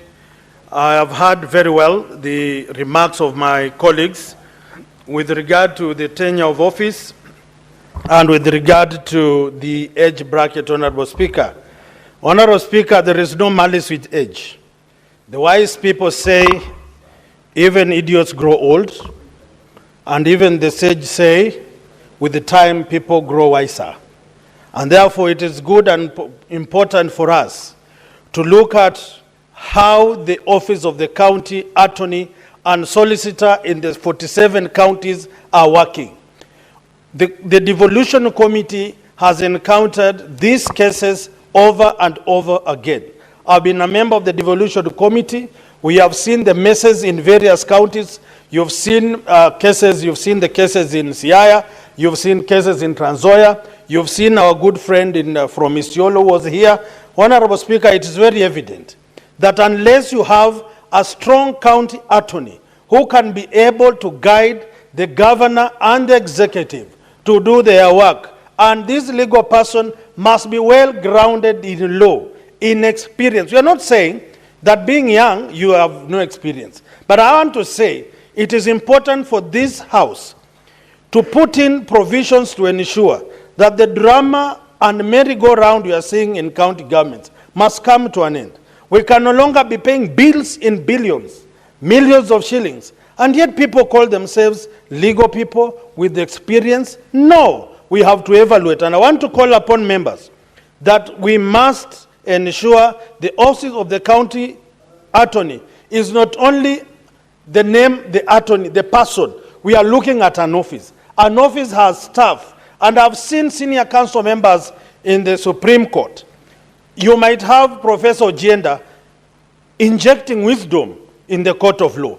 But the people advising, the people doing research, the people accompanying him to prosecute the matter are all people of experience. And that means for an office of the county attorney, it is not really the number of years, but execution of the duties that are in that office of the county attorney. So I want to request members, it is a discussion, it is a discourse ongoing, and every input is important to make this office of the county attorney and solicitor important. And as you've seen, Honorable Speaker, I have seen governors in this House, I have seen senators being governors. And when senators are governors, turn into governors, they want to come in with a new broom to sweep everything. And they always accuse the incumbents of corruption. And that is why we are saying, you can't call the pot black, and yet you are the same cook who wants to give soup to participants in the meal. And therefore it is important that those of them who have no confidence in a government, you cannot say you don't trust the governor, you don't trust the wisdom of the governor, but you want to trust the wisdom of the advice of the governor. You can't say you don't eat meat, but you take its soup.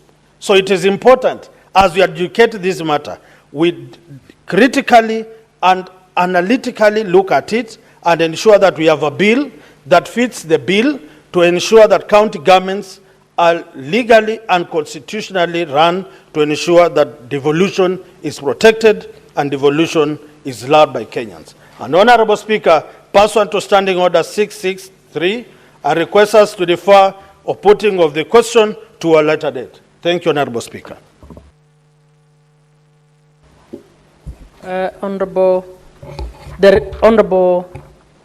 Your request is agreed. Honorable Senators, it's now 6:30 p.m. Time to adjourn the Senate.